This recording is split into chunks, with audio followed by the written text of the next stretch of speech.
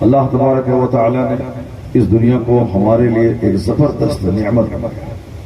اگر سر پہ ہمارے آسمان نہ رہے تو کوئی بندہ زندہ نہیں رہ پائے گا. وہ شخص اس کا سینہ پھٹ جائے گا. اللہ تعالیٰ اس زمین کو اگر ہارڈنیس اور سافٹنیس دونوں کا مجموعہ نہیں بناتا تو میرا چلنا بھی مشکل ہو جاتا, کھیتی باڑی بھی مشکل ہو جاتی اور مکان بنانا مشکل ہو جاتا.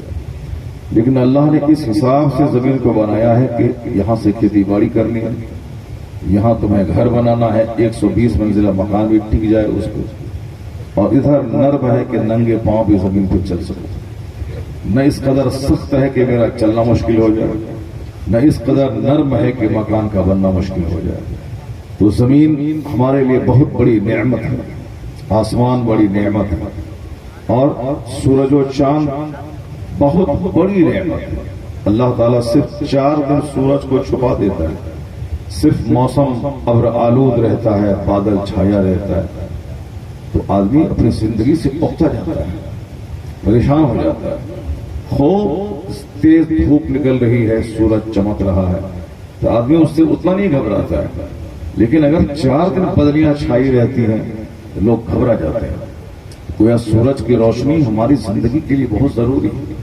اگر ہمارے جسم میں سورج کی روشنی نہ پڑے, جسم کی نشو و نما نہ ہو پائے, جسم بڑھ نہیں پائے, اسٹرانگ اور ہارڈ نہیں ہو پائے, اور پھر ہم کس کی روشنی میں دنیا میں کام کریں؟ سورج اللہ کی نعمت. وَسَخَّرَ لَكُم مَا فِي السَّمَاوَاتِ وَالْأَرْضِ. زمین آسمان میں جتنی چیزیں ہیں سب کو اللہ نے تیرے لیے مسخر کر دیا, سب کو تیرے لیے کام پہ لگا دیا ہے. سورج کا اپنا کام ہے, چاند کا اپنا کام ہے. چاند کی میٹھی میٹھی کرنیں رات میں گہری نیند لانے کے لیے مددگار ثابت ہوتی. سورج کی زبردست تیز دھوپ فصلیں پیدا کرنے, کاروبار کرنے اور زندگی گزارنے کے لیے ایک اہم رول ادا کرتی ہے. یہ ستارے جب سورج و چاند چھٹ جائیں, یہ ستاروں کی روشنی ہمیں زندہ رکھتی ہے. یہ سورج, چاند, ستارے, ندی, نالے, جھرنا, ڈیزرٹ سب ہمارے لیے. یہ پہاڑ جہاں لوگ گھومنے جاتے ہیں, یہ سمندر جو دنیا کا 75% حصہ صرف سمندر کا ہے, پانی کا ہے, 25% صرف خشکی کا ہے جس پہ گھر بھی ہے, کھیتی باڑیاں بھی ہوتی ہیں. باقی 75% دنیا کا پانی سے بھرا ہوا سمندر. یہ سمندر ہمارے لیے ضروری ہے تاکہ سمندر کا کھارا پانی اللہ آسمان پہ لے جاتا ہے, پھر وہاں سے میٹھا بنا کے ہمارے لیے وَأَنزَلْنَا مِنَ السَّمَاءِ مَاءً مُبَارَكًا, ہم نے برکت والا پانی تیرے لیے اتارا. اگر آسمان پہ سمندر کا پانی نہیں جائے اور میٹھا بن کے نہیں گرے تو بندے کا جینا مشکل ہو جائے گا. سمندر کے کنارے لوگ تڑپ تڑپ کے مر جائیں گے مگر پیاس نہیں بجھ پائے گی, چونکہ سمندر کا پانی کھارا ہے. اگر آپ اس کو پیئیں گے تو بالکل آپ کی زبان کٹ جائے گی, آپ کی پیاس نہیں بجھے گی اور آپ بیمار پڑ جائیں گے. تو پیاس لگی ہے, سمندر کے کنارے آپ ہیں, سمندر پانی کا بھنڈار, مگر مر جائیں گے آپ چونکہ پانی کھارا. تو اللہ تبارک و تعالیٰ کا ایک سسٹم ہے کہ اسی پانی کو بخار بھاپ بنا کے اللہ آسمان پہ لے جاتا ہے, پھر وہاں سے برکت والا پانی زمین پہ گراتا ہے, جو ندی میں, نالے میں, تالاب میں, کنویں میں, زمین کے نیچے وہی میٹھا پانی چاپاکل کے ذریعے ہمارے پینے کا انتظام ہوتا ہے. وہ پانی ہے جو اللہ کی نعمت ہے. اللہ فرماتا ہے قُلْ أَرَأَيْتُمْ إِنْ أَصْبَحْتُمْ, یعنی کیا تم نہیں دیکھتے کہ اگر اللہ تبارک و تعالی صبح صبح زمین کے نیچے سے پانی کو غائب کر دے تو تمہاری نگاہوں کے سامنے پانی کا بہتا ہوا چشمہ کون لائے گا؟ تم تڑپ تڑپ کے مر جاؤ گے, چونکہ زمین سے پانی اگر نہیں نکلے چاپاکل کے ذریعہ, مشین کے ذریعہ, تو پھر تمہارا جینا مشکل ہو جائے گا. تو پانی لائف سپورٹنگ سسٹم کا ایک زبردست حصہ ہے جو میرے زندہ رکھنے کے لیے ضروری ہے. یہ ہوا جس سے ہمیں آکسیجن ملتی ہے, اگر 5 منٹ ہوا کو اللہ روک دے تو جس طرح بغیر پانی کے مچھلی تڑپ تڑپ کے مر جاتی ہے, اسی طرح سارے لوگ تڑپ تڑپ کے مر جائیں گے. تو اللہ نے ہمارے لیے پانی کو بنایا, اللہ نے ہمارے لیے رات بنایا تاکہ میں دن بھر جو تھکا ہوں رات میں 8 گھنٹے کی نیند لے کر ساری تھکاوٹ کو دور کروں اور دوسرے دن پھر نئی انرجی کے ساتھ میں کام کرنے کے لائق بن جاؤں. اگر 4 دن اگر رات نہیں ہو تو بندہ کا جینا مشکل ہو جائے. رات اللہ کی نعمت، دن اللہ کی نعمت، موسم کی تبدیلی یہ انسان بدل بدل کے چاہتا ہے جینا۔ اگر روزانہ بریانی کھائے تو وہ بریانی بالکل صاحب ایک سوکھی روٹی کی مانند لگے گی، اس لیے کبھی بریانی، کبھی روٹی، کبھی چاول، کبھی سبزی، اور سبزی صرف ایک ٹائپ کی ہے تو بندے کا جینا مشکل ہو جائے گا۔ اس لیے اللہ رب العزت نے بدل بدل کر سبزیاں دی ہیں، کبھی آلو کھاؤ، کبھی بیگن کھاؤ، کبھی کھیرا کھاؤ، کبھی ککڑی کھاؤ، کبھی تربوز کھاؤ، کبھی خربوزہ کھاؤ، یعنی خوب کھاؤ، کبھی بھنڈی کھاؤ، کبھی سیم کھاؤ، کبھی کدو کھاؤ، کوئی جواب نہیں ہے، ہزار پرکار کی سبزیاں۔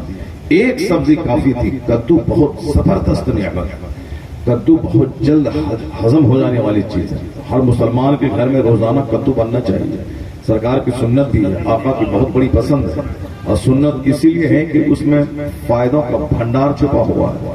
ہر مسلمان کے کچن میں کدو رہنا چاہیے، کریلا رہنا چاہیے، ہر مسلمان کے کچن میں ساگ رہنی چاہیے، سبزی رہنی چاہیے۔ یہ مچھلی گوشت ڈیلی کھانے کی چیز نہیں ہے، ہفتے میں ایک بار کھائے، لیکن روزانہ کھانے کی چیز ہے وہ دال، روزانہ کھانے کی چیز ہے سبزیاں۔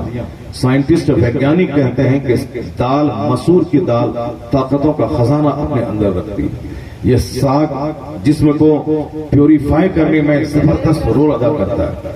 مچھلی کبھی کبھی کھائیں، گوشت کبھی کبھی کھائیں، لیکن روزانہ آپ سبزیاں کھایا کریں، دال کھایا کریں۔ دال صرف مسور ہی کافی تھی، لیکن دال کے بھی سینکڑوں پرکار اللہ نے دیے۔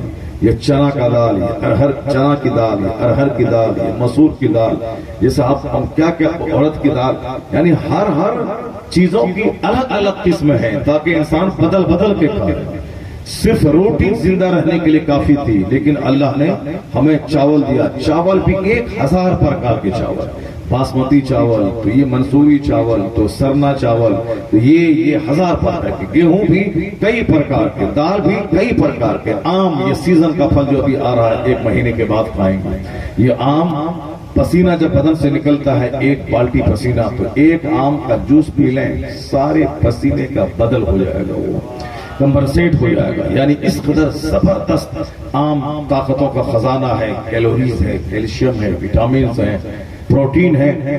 غریبوں کا وہ انار ہے، انار تو صاحب مہنگا انار، آپ 300 روپے کے جی کر لیں، مگر یہ آم اس انار کی طرح ہی زبردست پھل ہے، جو زبردست سستا پھل ہے، 10 روپے کے جی۔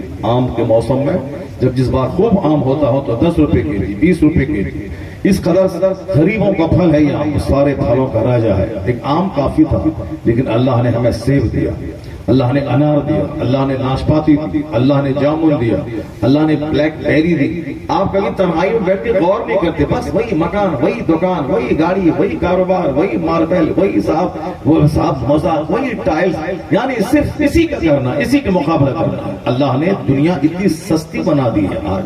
کل تک جو شمار مردہ کی کھال کھینچتا تھا، آج وہ کروڑوں کے گھر میں رہ رہا ہے۔ کل تک جو ڈوم بھنگی دوسروں کا پخانا ڈھوتا تھا، آج وہ 50 کروڑ کے بنگلے میں آرام کر رہا ہے۔ کل جو بنارس کے سمندر کے کنارے جو مردہ جلاتا تھا وہ ڈوم آج 50 لاکھ کی فارچونر پہ چل رہا ہے۔ اس کا مطلب یہ نکلا کہ اللہ نے دنیا کو اتنی سستی بنا دیا ہے، اس قدر ذلیل ہے یہ دنیا، ذلیلوں کو بے پناہ دی جاتی ہے۔ یعنی جو اللہ کو گالی دیتا ہے اسی کو اللہ ڈھیر دنیا دیتا ہے، جو اللہ کا انکار کرتا ہے اسی کو اللہ ڈھیر دنیا دیتا ہے، جیسے مشرکوں کو، کافروں کو، یہودیوں کو، نصرانیوں کو۔ مگر مسلمان یہ سمجھتا ہے کہ صاحب میں نے گھر بنایا، بہت بڑا تیر میں نے مار دیا، میں نے فارچونر خرید لیا، میں نے بہت بڑا تیر مار دیا۔ تو فارچونر خریدنا یہ تیر مارنا نہیں ہے، اگر فارچونر بڑی چیز ہوتی تو اللہ اپنے دشمنوں کو کبھی نہیں دیتا، اگر مکان بہت بڑی چیز ہوتی تو اللہ اپنے انکار کرنے والوں کو مکان کبھی نہیں دیتا۔ حضور فرماتے ہیں لو کانت الدنیا تعدل عند اللہ جناح بعوضہ ما سقا کافرا منہا شربۃ ماء۔ مسلمان ذرا غور سے سننا، تیرے پیغمبر نے کیا کہا۔ آقا علیہ السلام فرماتے ہیں اگر یہ دنیا کا ویلو مچھر کے پر کے برابر ہوتا، یعنی مچھر کس قدر چھوٹی مخلوق ہے، اس مچھر کا پر کس قدر باریک ہے، حضور فرماتے ہیں اگر مچھر کے پر کے برابر اس دنیا، یہ دنیا جس کے لیے ہم لوگ لالائت رہتے ہیں، اس دنیا کی اہمیت مچھر کے پر کے برابر بھی اگر ہوتی تو اللہ اپنے دشمنوں یعنی کافروں کو ایک گھونٹ پانی تک دنیا سے نہیں دیتا. یعنی مچھر کے پر کے برابر اگر ویلو اس دنیا کا ہوتا تو جو اللہ کا دشمن ہے، اللہ کا انکار کرنے والا کافر مشرک، اس کو ایک گھونٹ پانی تک نہیں دیتا. لیکن چونکہ دنیا اس قدر ذلیل ہے اللہ کے نزدیک کہ اللہ کافروں کو بے تحاشا دنیا دیتا ہے. جسے ایک گھونٹ پانی تک نہیں دیتا اسے ارب پتی کھرب پتی بنا دیتا ہے، اسے 2-4-10 کروڑ کی کاریں دے دیتا ہے تاکہ دنیا لوگ جان لیں کہ دنیا ذلیل ہے، ذلیلوں کو دی جاتی ہے. باقی رہی بات ایمان کی دولت، وہ ایمان کی دولت سبھوں کو نہیں دی جاتی ہے. برلا کے پاس وہ ایمان نہیں ہے، ٹاٹا کے پاس وہ ایمان نہیں ہے، مکیش امبانی کے پاس وہ ایمان نہیں ہے، امریکہ کے بل گیٹس کے پاس وہ ایمان نہیں جو دنیا کے سب سے بڑے کھرب پتی ہیں، ملینئر ہیں یہ لوگ، ان کے پاس ایمان نہیں ہے. تو ایمان ہے کہاں؟ ایمان کٹی ٹا کا وہ غریب جو روزانہ 8 گھنٹے اینٹ ڈھو کر کے نیچے سے اوپر لے جاتا ہے، جو ٹھیلا پہ کیلا بیچتا ہے، ٹھیلا پہ پیاز بیچتا ہے، جس کے پاس پیسے نہیں ہیں، 300 روپے مشکل تمام وہ کما پاتا ہے. لیکن اگر اس کو امریکہ کا بل گیٹس آ کے بولے کہ میں 50 کروڑ کا گھر تجھ کو دے دوں گا، میرے گھر میں سونے کا ایک چھوٹا سا بت ہے، اس کے سامنے ہاتھ جوڑ کے تو کھڑا ہو جا، اب میں 50 کروڑ کا گھر تجھے دے دوں گا. یہ روزانہ پسینہ بہا کے 8 گھنٹے اینٹ ڈھو کے 300 روپے کمانے والا یہ بولے گا بل گیٹس میں تیرے اس بت کو میں تھوک دوں گا مگر اسلام کا سودا نہیں کروں گا. وہ ایمان کی دولت جو ارب پتی کو نہیں ہے وہ اللہ نے آپ کو عطا کر دیا ہے. اس کا مطلب ہے کہ یہ دولت سب سے بڑی دولت ہے. تو مسلمان اس دولت کو دیکھے کہ جہاں بڑے بڑے کھرب پتی اس سے محروم ہے، اللہ نے وہ دولت اس کو عطا فرما دی ہے. جس دن مسلمان اس پوائنٹ پہ غور کر لے اس کی مسجدیں ویران نہیں ہوں گی. جب جب اس نعمت کا احساس اس کو ہوگا ان کی پیشانی سجدے میں چلی جائے گی. الہی تیرا کروڑوں احسان کہ تو نے ہمیں ارب پتی نہیں بنایا ہے، مگر ارب پتیوں سے بڑی دولت ایمان کی دولت تجھ نے مجھ کو عطا فرما دی. جس دن ایمان کا مہتو آپ کے نزدیک ہو جائے گا کبھی آپ غریبی کا رونا نہیں روئیں گے، کبھی آپ پریشانی کا رونا نہیں روئیں گے، کبھی آپ پیسہ کمانے کے لیے نماز نہیں چھوڑیں گے، کبھی آپ دنیا حاصل کرنے کے لیے رمضان کی تراویح نہیں چھوڑیں گے. 5 دن میں تراویح پڑھ کے جیسے کوئی 6 تھا ادا کر دیا اس کے بعد فری ہو گیا اس سال کی طرح گھومنے کے لیے، وہ کام نہیں کریں گے. بلکہ آپ یہ سوچیں گے کہ رمضان کی پوری ہر راتوں میں قرآن پاک پڑھنا الگ سنت ہے اور 20 رکعت تراویح الگ سنت ہے. تو آپ آزاد نہیں ہوں گے 3 دن میں ختم قرآن کر کے. ختم قرآن کر کے ایک سنت تو ادا ہوئی، لیکن رمضان کی ہر رات 20 رکعت پڑھنا یہ الگ سنت ہے. یہ سنت کب ادا ہوگی؟ تو جو آدمی گھر میں آ کے بیٹھے گا نہیں بلکہ جب جب اس نعمت پہ غور کرے گا وہ اس کو ایسا لگے گا کہ 5 وقت کی نماز نہیں، میں اشراق بھی پڑھتا ہوں، میں چاش بھی پڑھوں، میں اوابین بھی پڑھوں، میں تہجد بھی پڑھوں. سجدے کی لذت جب اس کو سمجھ میں آئے گی وہ یہی کہے گا کہ دنیا کی سلطنت میں وہ مزہ نہیں ہے جو 2 رکعت نمازی فجر میں مزہ. آقا اسلام فرماتے ہیں رکعت الفجر خیر من الدنیا وما فیہا، فجر کی 2 رکعت نماز دنیا اور دنیا میں جو کچھ ہے اس سے بہتر ہے. دنیا میں سینکڑوں ممالک ہیں، اس کی کرنسیز ہے، دنیا میں سونے چاندی کا پہاڑ ہے، دنیا میں پیٹرول اور ڈیزل کے کنویں اور چشمے ہیں. اللہ کے رسول فرماتے ہیں فجر کی 2 رکعت نماز یعنی فجر کی فرض نہیں سنت جو تو پڑھتے وہ سنت 2 رکعت دنیا اور دنیا میں جو کچھ ہے is better than the world and whatever is in it، یعنی دنیا اور دنیا میں جو کچھ ہے اس سے بہتر ہے. جب بندہ اس پر غور نہیں کرے گا تو مکان کے لیے روئے گا، گاڑی کے لیے روئے گا، کپڑے کے لیے روئے گا، عید کے دن نیا جوڑا بنانے کے لیے روئے گا، وہ اپنے گھر میں چھوٹی سی سائیکل خریدنے کے لیے روئے گا، بلیٹ کے لیے روئے گا. جو آخرت پہ نظر نہیں رکھے گا وہ دنیا کے لیے روئے گا. لیکن جس کی نگاہ میں ایمان کا مہتو آ جائے گا وہ کبھی ذلیل دنیا کے لیے نہیں روئے گا، وہ روئے گا جنت کے لیے روئے گا، وہ جہنم سے بچنے کے لیے روئے گا، وہ اللہ رب العزت کی رضا کے لیے روئے گا، وہ مصطفیٰ کی محبت کے لیے روئے گا، وہ دونوں جہان کی عافیت کے لیے روئے گا. اس لیے اللہ نے قرآن شریف میں کھول کھول کے بتا دیا کہ قد افلح من تزکا، وہ کامیاب ہو گیا جس نے اپنے آپ کو گناہوں سے بچایا اور اپنے آپ کو ستھرا کیا. قد افلح المؤمنون، وہ کامیاب ہو گیا جو صاحب ایمان ہے جس کے پاس ایمان کی دولت ہے. کہیں نہیں نہیں کہا کہ جس نے 10 کمرے کا گھر بنا لیا بہت کامیاب ہو گیا. کہیں نہیں قرآن میں ہے کہ جس نے گاڑی خرید لی 50 اونٹ اور گھوڑے خرید لیے وہ کامیاب ہو گیا. نہیں، یہ کہیں نہیں. البتہ یہ ہے کہ جو صاحب ایمان ہے وہ کامیاب ہو گیا، جو ستھرا ہے گناہوں سے وہ کامیاب ہو گیا، جو جنتی ہے وہ کامیاب ہو گیا. اور حضور فرماتے ہیں بخاری شریف میں قد افلح من Aslam, he became successful who accepted Islam. یعنی جو اسلام قبول کیا وہ کامیاب ہو گیا. تو کامیاب مکان بنانا نہیں، کامیاب ایمان لانا، ایمان بچانا، یہ کامیاب. چونکہ ہم لوگ غور نہیں کرتے ہیں، سوچتے نہیں ہیں، بس صرف کھانا ہے. تیجا کا کھانا، 40واں کا کھانا، برسی کا کھانا، عقیقہ کا کھانا، عرس کا کھانا، چھٹی کا کھانا، لنگر کا کھانا، شادی کا کھانا، یہ صرف کھانا پاخانہ کرنا، بس اسی کے پیدا ہوئے. آج میں نے پوچھا ابھی ہم نے کہ بھئی کتنے لوگوں نے کھانا کھایا؟ کہا 1500 لوگوں نے کھانا کھایا ہوگا. 1500 لوگوں. زبردست بریانی بنی. میں آنے کے ساتھ حالانکہ بہت زیادہ بھوک نہیں لگی تھی، مگر چونکہ 8 گھنٹے کار پہ میں رہ چکا، 8 گھنٹے لمبا سفر کر کے میں آیا اور ہلکی ہلکی بھوک تھی. میں نے کہا کہ چلیں تو پھر بھوک لمبی ہو جائے گی تو پھر کھا نہیں پاؤں گا، تھوڑا کھا لیتا. جب میں کھایا تو زبردست بریانی صاحب، آپ صاحب، اور طبیعت خوش ہو گئی. جو بریانی حیدرآباد میں کھاتا تھا وہ بریانی صاحب ذاکر بھائی ان کے سارے بھائیوں نے یہاں بنا کے کھلایا. تو جتنے لوگ بریانی کھائے ان سبوں کو یہاں بیٹھ کر روحانی خوراک کھانی چاہیے تھی، ان سبوں کو دین سننا چاہیے تھا، ان سبوں کو تقریر سننی چاہیے تھی. مگر لوگ کھائیں اور جا کے سو گئے، اور پھر صبح اٹھیں گے اور باتھ روم چلے جائیں گے. یعنی ان کا مقصد یہ کھانا اور سونا اور باتھ روم جانا. تو اس لیے اگر مجھ سے اگر مشورہ لیتے ذاکر بھائی، اصغر بھائی، ان کے سارے لوگ بھائی، تو میں یہ مشورہ کبھی نہیں دیتا کہ لوگوں کو پہلے کھانا کھلا دیں اور سب کو بھگا دیں. 2 4 10 لوگ بیٹھے رہیں، ان کے نزدیک دین سکھایا جاتا رہے. علم دین کی توہین ہے کہ سارے لوگ کھا کے چلے جائیں اور چند لوگ بیٹھ کے دین سیکھیں. بلکہ میں یہ مشورہ دیتا کہ جتنے لوگوں کو کھانے کی دعوت دی گئی ہے وہ سارے کے سارے لوگ یہاں آئیں، پہلے 2 گھنٹے کی تقریر سن لیں، پھر اس کے بعد صلاۃ و سلام پڑھ کے دعا میں شریک ہو جائیں، اس کے بعد پھر دسترخوان لگے، سارے لوگ کھائیں اور اپنے گھر چلے جائیں. اور جہاں بھی اس طرح کا فنکشن ہوا وہ فنکشن کامیاب ہوا. آج یہاں 1500 لوگ ہوتے اس ٹائم میں. اگر پہلے تقریر ہو جاتی پھر بعد میں کھانے کا انتظام ہوتا، اس لیے وہ جلسہ بہت کامیاب ہوتا. ہمیشہ جہاں پہلے روحانی خوراک پھر اس کے بعد جسمانی خوراک کے لیے وہ بریانی کا انتظام ہو. اللہ تبارک و تعالی ہم سبوں کو کم کھانے اور زیادہ عبادت کرنے کی توفیق عطا فرمائے. اب ذرا سنیے قرآن شریف میں جس دنیا کے لیے ہم لوگ لالائق اور بے چین ہیں اس کے بارے میں قرآن شریف کیا کہتا ہے. اللہ فرماتا ہے لولا ان یکون الناس امۃ واحدہ. چونکہ آج مسجدیں اجڑ گئی اسی لیے کہ مال چاہیے. آج نماز لوگ نہیں پڑھتے ہیں، کیوں؟ اس کو پیسہ کمانا ہے.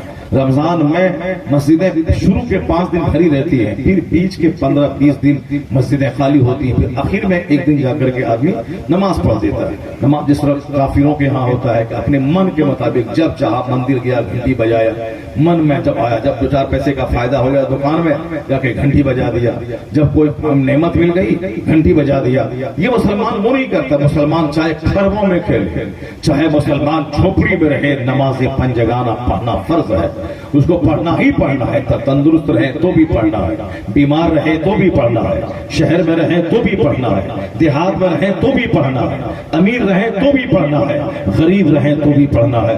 یعنی نماز پنجگانہ یہ فرض اعظم ہے، سب سے بڑا فرض ہے. حج سے بڑا فرض ہے، زکوٰۃ سے بڑا فرض ہے، روزے سے بڑا فرض ہے، کیونکہ یہ سب سے بڑا فرض ہے. اس کے بغیر بندے کا مسلمان بنا رہنا مشکل ہے، بندے کا مسلمان بنا رہنا مشکل ہے. لیکن ذرا دیکھیں جو سب سے بڑا فرض ہے اس کے تعلق سے غفلت دیکھیں، اس کے تعلق سے بے تعلقی دیکھیں، اس کے تعلق سے سستی دیکھیں، اس کے تعلق سے کاہلی دیکھیں، اس کے تعلق سے ایسا لگتا ہے جیسے نماز ایک آپشنل چیز ہے، ایک اختیاری چیز ہے، پڑھیں تو ٹھیک ہے، نہیں پڑھیں تو کوئی صاحب حرج کی بات نہیں ہے. ایسا نہیں ہے. حضور فرماتے ہیں من ترک الصلاۃ متعمدا فقد کفر. جس نے جان بوجھ کر نماز ترک کیا اس نے کفر کیا. یعنی وہ کفر کے قریب پہنچ گیا۔ بین العبد والکفر ترک الصلاۃ، ایک مسلمان ایک کافر کے درمیان جو چیز فرق پیدا کرتی ہے وہ ترک صلاۃ ہے، یعنی نماز پڑھنے والا مومن اور نماز چھوڑنے والا غیر مومن، وہ مومن نہیں ہے، کمپلیٹ مومن نہیں ہے، وہ آدھا ادھورا مسلمان ہے۔ جب تک نماز کو فرض سمجھتا ہے اس وقت تک فتوی کی زبان میں اس کو کافر تو نہیں کہا جائے گا، لیکن جس دن وہ کہہ دیا کہ نماز پڑھنا ضروری نہیں ہے اس دن وہ کافر ہو جائے گا۔ اگر شادی شدہ ہے اس کی بیوی اس کے نکاح سے نکل جائے گی۔ جس دن کہہ دیا کہ روزہ رکھنا ضروری نہیں ہے، جس کے پاس نہیں ہے کھانا خرچہ وہ روزہ رکھے، فوری اسی وقت وہ اسلام سے نکل جائے گا، کیونکہ روزہ رکھنا فرض ہے۔ روزے کی فرضیت کا انکار کرنا کفر ہے، حج کرنا فرض ہے، اور کہنا کہ حج ضروری نہیں ہے، دنیا گھر میں رہو ماں کا پاؤں چومو حج ہو جائے گا۔ ماں کا پاؤں چومنا ایک الگ عبادت، الگ ثواب کا کام، ماں کا چہرہ دیکھنا الگ ثواب کا کام، باپ جنت کا دروازہ ایک الگ کام ہے، مگر حج ایک الگ چیز ہے۔ یہ 5 بیسک پیلر ہے، توحید، نماز، زکات، روزہ، حج، یہ 5 بیسک پیلر ہے جس پر اسلام کی امانت کھڑی رہتی ہے۔ اگر کوئی یہ بولے کہ 4 بیٹی ہم کو ہوئی اور 4 بیٹی کو میں پالوں گا میں جنت چلا جاؤں گا، ایسا نہیں ہے۔ وہ جنت جائے گا جو فرائض کی ادائیگی کے ساتھ اپنی بیٹیوں کی پرورش کرتا ہو اور اس کو بوجھ نہیں سمجھتا ہو، لیکن فرائض کو تاہ پہ رکھ دینے کے بعد کوئی نیکی قبول نہیں ہوگی۔ وہ 50 بار عمرہ کر لے بغیر نماز کے کوئی نفل قبول نہیں ہوگا، کیونکہ عمرہ کرنا فرض نہیں ہے، نماز پڑھنا فرض ہے۔ جو نماز نہیں پڑھتا ہے وہ 50 بار عمرہ کرے وہ ساری نیکی ہم یا لٹکی ہوئی رہے گی جب تک کہ فرض نہ ادا کرے۔ نفل روزہ رکھنا نفل ہے، رمضان کا روزہ فرض ہے، ایک روزہ رمضان کا چھوڑا ساری زندگی کا روزہ اس کا بدلہ نہیں ہو سکتا۔ اس لیے ہر مسلمان کو مکان دکان حاصل کرنا ضروری نہیں ہے، البتہ نماز کے طریقے سیکھنا ضروری ہے، روزے کی فرضیت کا علم ضروری ہے، حج کا قانون حاصل کرنا، قانون کا جاننا ضروری ہے۔ یہ جو ضروری چیزیں ہم نے اس کو اننیسیسری بنا دیا ہے، اور جو اننیسیسری ہے ہم نے اس کو ضروری بنا دیا ہے۔ اب ذرا دیکھیے اسی دنیا جس کے چلتے آج خانقاہ اجڑ گئی۔ پہلے مظفر بلخی بلخ کے بادشاہ تھے، انہوں نے علم سیکھنے، جنت جانے کا طریقہ جاننے کے لیے وہ فقیروں کے دروازے کی حاضری اٹھائی۔ مخدوم بہاری رضی اللہ تعالیٰ عنہ کے آستانے پہ بہار شریف آ گئے، راجگیر کے جنگل میں آ گئے، ان کے پاس بادشاہت چھوڑ کے ان کی خانقاہ میں آ گئے۔ ابراہیم بن ادہم رضی اللہ تعالیٰ عنہ بادشاہ تھے، انہوں نے بادشاہت چھوڑ کر فقیری اختیار کیا، انہوں نے پھٹا پھروڑا کپڑا پہننا شروع کیا، جنگل سے لکڑیاں کاٹ کے لاتے تھے، اس لکڑیوں کو بیچ کر ایک حصہ غریبوں میں خیرات کر دیتے تھے، ایک حصے سے اپنا کھاتے تھے، رات کے 3 حصے کرتے تھے، ایک حصہ عبادت کرتے تھے، ایک حصہ سوتے تھے۔ اس طریقے سے بادشاہ نے بادشاہت چھوڑ دی۔ حضور مخدوم اشرف جہانگیر سمنانی رضی اللہ تعالیٰ بادشاہ تھے، 18 سال کی ننھی سی عمر میں انہوں نے بادشاہت کو ٹھوکر مار دی اور فقیری اختیار کرنے بنگال حضور مخدوم علاء الحق پنڈوی کی بارگاہ میں آ گئے۔ خانقاہ کا مطلب ہے بادشاہت چھوڑ کر وہاں آنا، اپنے سینے کا سارا گھمنڈ مٹا دیا۔ جب تک سینے میں گھمنڈ ہے بندہ جنت نہیں جائے گا، کیونکہ جنت وہی جائے گا جو عاجز ہے، جو خاکسار ہے، جو موڈیسٹ ہے، جو ہمبل ہے، یعنی جو عاجز ہے، جو اپنے آپ کو کچھ نہیں سمجھتا ہے، رہے وہ 50 کھرب کے مکان میں لیکن دل مسکین جیسا رہے، وہ دوسروں کو حقیر نہ سمجھتا ہو، جنت مغرور نہیں جائے گا۔ ان اللہ لا يحب المتکبرین، اللہ گھمنڈی کو دوست نہیں رکھتا ہے، اللہ تبارک و تعالی عاجز و خاکسار کو دوست رکھتا ہے، محسنین سے محبت کرتا ہے، جھکنے والوں سے پیار کرتا ہے۔ تو جس کو دولت کا گھمنڈ ہو، مکان کا گھمنڈ ہو، کپڑے کا گھمنڈ ہو، گاڑی کا گھمنڈ ہو، وہ کبھی عبادت کی لذتیں حاصل نہیں کرے گا۔ یہ نماز پنجگانہ گھمنڈ کو مٹا کر عاجز و خاکسار بنانے کی چیز ہے۔ یہ روزہ رمضان کا 12 15 سے 16 گھنٹے تک بھوکا پیاسا رکھ کے اسی گھمنڈ کو دور کرنے کا ایک ذریعہ۔ مال ہے کروڑوں، مگر 1 کروڑ میں 2.5 لاکھ روپے زکات نکالنا ہے، اگرچہ محنت سے کمایا ہے لیکن یہ مال اللہ کی نعمت ہے، اس اللہ رب العزت کی راہ میں 2.5 لاکھ نکال دے، 100 کروڑ ہے 2.5 کروڑ زکات نکال دے، تاکہ دل میں مال کی محبت نہ رہے، مال دینے والے خدا کی محبت رہے۔ اس لیے اللہ مال کو پاک کرنے کے لیے زکات فرض کیا، اور جسم کو پاک کرنے کے لیے روزہ فرض کیا، اور دل دماغ اور سوچ کو پاکیزگی دینے کے لیے یہ نماز پنجگانہ فرض کیا، تاکہ بندہ رات دن 24 گھنٹے میں جتنی نعمتیں اللہ کی استعمال کرتا ہے اس کا شکرانہ یہ نماز پنجگانہ ہو جائے۔ رات بھر 8 گھنٹے کی نیند لینے کے بعد فجر کی نماز نماز ادا کرے 10 منٹ میں 8 گھنٹے کی نیند کا شکرانہ ہے. فجر کی نماز سے لے کے ظہر تک 10 گھنٹے کام کاج کرے کھیت کھلیان فیکٹری میں, اور ظہر کی نماز پڑھے 15 منٹ میں, یا 10 گھنٹے کی محنتوں کا شکرانہ ہے. وہ ظہر سے لے کے عصر تک 3 گھنٹہ کام کرے آفس میں دفتر میں, عصر کی نماز پڑھے کاروبار کی بھیڑ والے وقت میں عصر کی نماز فرض ہے, تاکہ بندہ بتا دے الہی میں رات کی عشاء بھی پڑھتا ہوں, میں صبح کی فجر بھی پڑھتا ہوں, اور کاروبار اور بزنس کی بھیڑ بھاڑ میں نماز عصر بھی میں ادا کرتا ہوں, تاکہ دنیا والا جان لے, تاکہ میرے نزدیک دولت کی اہمیت نہیں ہے, میرے نزدیک نماز کی اہمیت ہے, میرے نزدیک سجدے کی اہمیت ہے. میں فرصت کے وقت میں بھی پڑھتا ہوں اور کاروبار والے ٹائم میں بھی نماز پڑھتا ہوں. یہ عصر کی نماز ساری نمازوں میں زبردست افضل ترین اور سپیریئر نماز ہے, نماز عصر. حافظ الصلاۃ والصلاۃ الوسطیٰ, نماز کی حفاظت کرو اور بالخصوص نماز عصر کی حفاظت کرو, چونکہ سب نمازوں میں سب سے بڑی نماز ہے نماز عصر. وہ کاروبار کی بھیڑ کے ٹائم میں وہ نماز فرض ہے, تاکہ اللہ چاہے کہ جب گراہک کوئی نہیں ہے اس وقت سجدہ کرنا یہ کمال نہیں ہے, بلکہ گراہکوں کی بھیڑ ہے اس کو چھوڑ کر کے عصر کا سجدہ کرے, تاکہ وہ جان لے دنیا کے مال نہیں, مال دینے والی کی محبت اس کے سینے میں موجود ہے. زکات کا قانون, فطرے کا قانون, قربانی کا قانون, یہ سارا قانون اسی لیے تاکہ وقفے سے مال خرچ کیا جائے, مال دل میں نہیں رہے, مال ہاتھ میں رہے, اور دل میں مال دینے والے کی محبت رہے. تو یہ ساری عبادتیں اسی لیے فرض ہوگی تاکہ میں سافٹ ہو جاؤں, تاکہ میں نارمل ہو جاؤں. میرے نزدیک آخرت کی قیمت ہو, دنیا کی کوئی قیمت نہ رہے. دنیا اتنا ہی جس سے کہ میں زندہ رہ سکوں.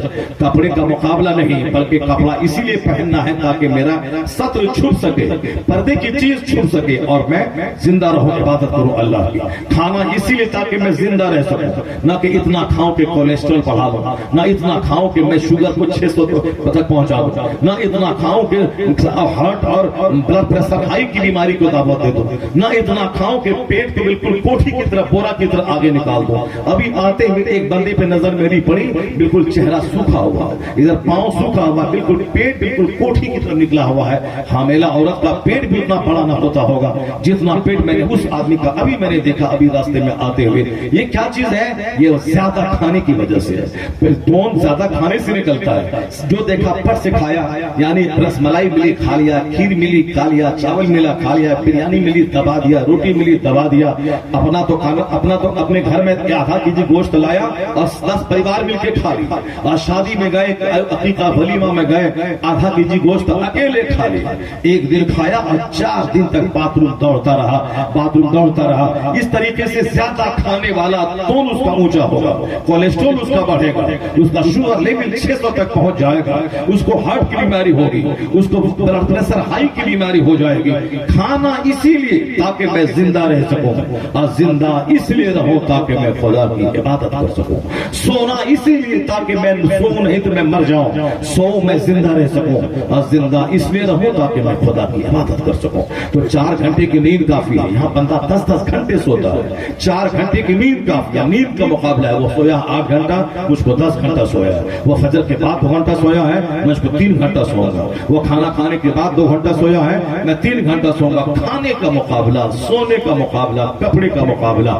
1 درجن کپڑا موجود ہے بکس میں, اس کے باوجود قرض لے کے عید کا کپڑا بنانا ہے, بچوں کو کپڑا دینا ہے, تاکہ جان لیں کہ عید کا تہوار کپڑا بنانے کے لیے ہی آیا ہے. جبکہ عید کا تہوار کا مطلب ہے کہ جو بندہ 30 دن رمضان کے روزے رکھا, اسی کا شکرانہ کہ الہی تو نے مجھے حکم دیا کہ میری وجہ سے دانا پانی چھوڑ دے. الہی میں نے تیری وجہ سے میں نے دن میں دانا پانی چھوڑ دیا, عبادت میں نے کی, تو اللہ نے اسی کا تحفہ دیا ہے کہ جنت وہاں ملے گی. اب یہاں عید کا تحفہ ملا. وہ پھٹا پرانا کپڑا پہن کے روزے دار آئے, اس کے چہرے پہ اللہ نور عطا فرما دیتا ہے. لیکن اگر کوئی رمضان میں روزہ نہیں رکھا یا تراویح ٹھیک سے نہیں پڑھا, وہ عید کے دن نیا صاحب لینن کا کپڑا پہن کر اور صاحب لمبی ٹوپی لگا کے امام صاحب کے بازو میں کھڑے ہو کر وہ راجنیتی کرے, اور 1000 سیونگ کر کے چہرہ چمکا کے لیکمی اور لبلی لگا کر کے وہ چلا جائے عیدگاہ میں امام صاحب کے سامنے کھڑا ہو جائے. مگر اگر رمضان کی قدر نہیں کی, چہرہ اس کا بے نور ہو جاتا ہے, اس کے چہرے پہ نحوست طاری رہتی ہے. عید کی سچی خوشی نہیں ملے گی, چاہے وہ عید کے دن نئی کار خرید لے, چاہے عید کے دن وہ 10,000 روپے کا برانڈیڈ جوتا پہن لے, چاہے وہ عید کے دن وہ صاحب ہلدی رام کا لچھا کھا لے, چاہے وہ عید کے دن چاہے وہ قورمہ بنا کے کھا لے مگر دل اندر سے اس کا اداس ہوگا، اندر سے مایوس ہوگا، کیونکہ سچی خوشی اللہ مجرموں کو نہیں دیتا ہے، سچی خوشی اللہ عبادت گزاروں کو دیتا ہے، سچی خوشی نمازیوں کو اللہ دیتا ہے،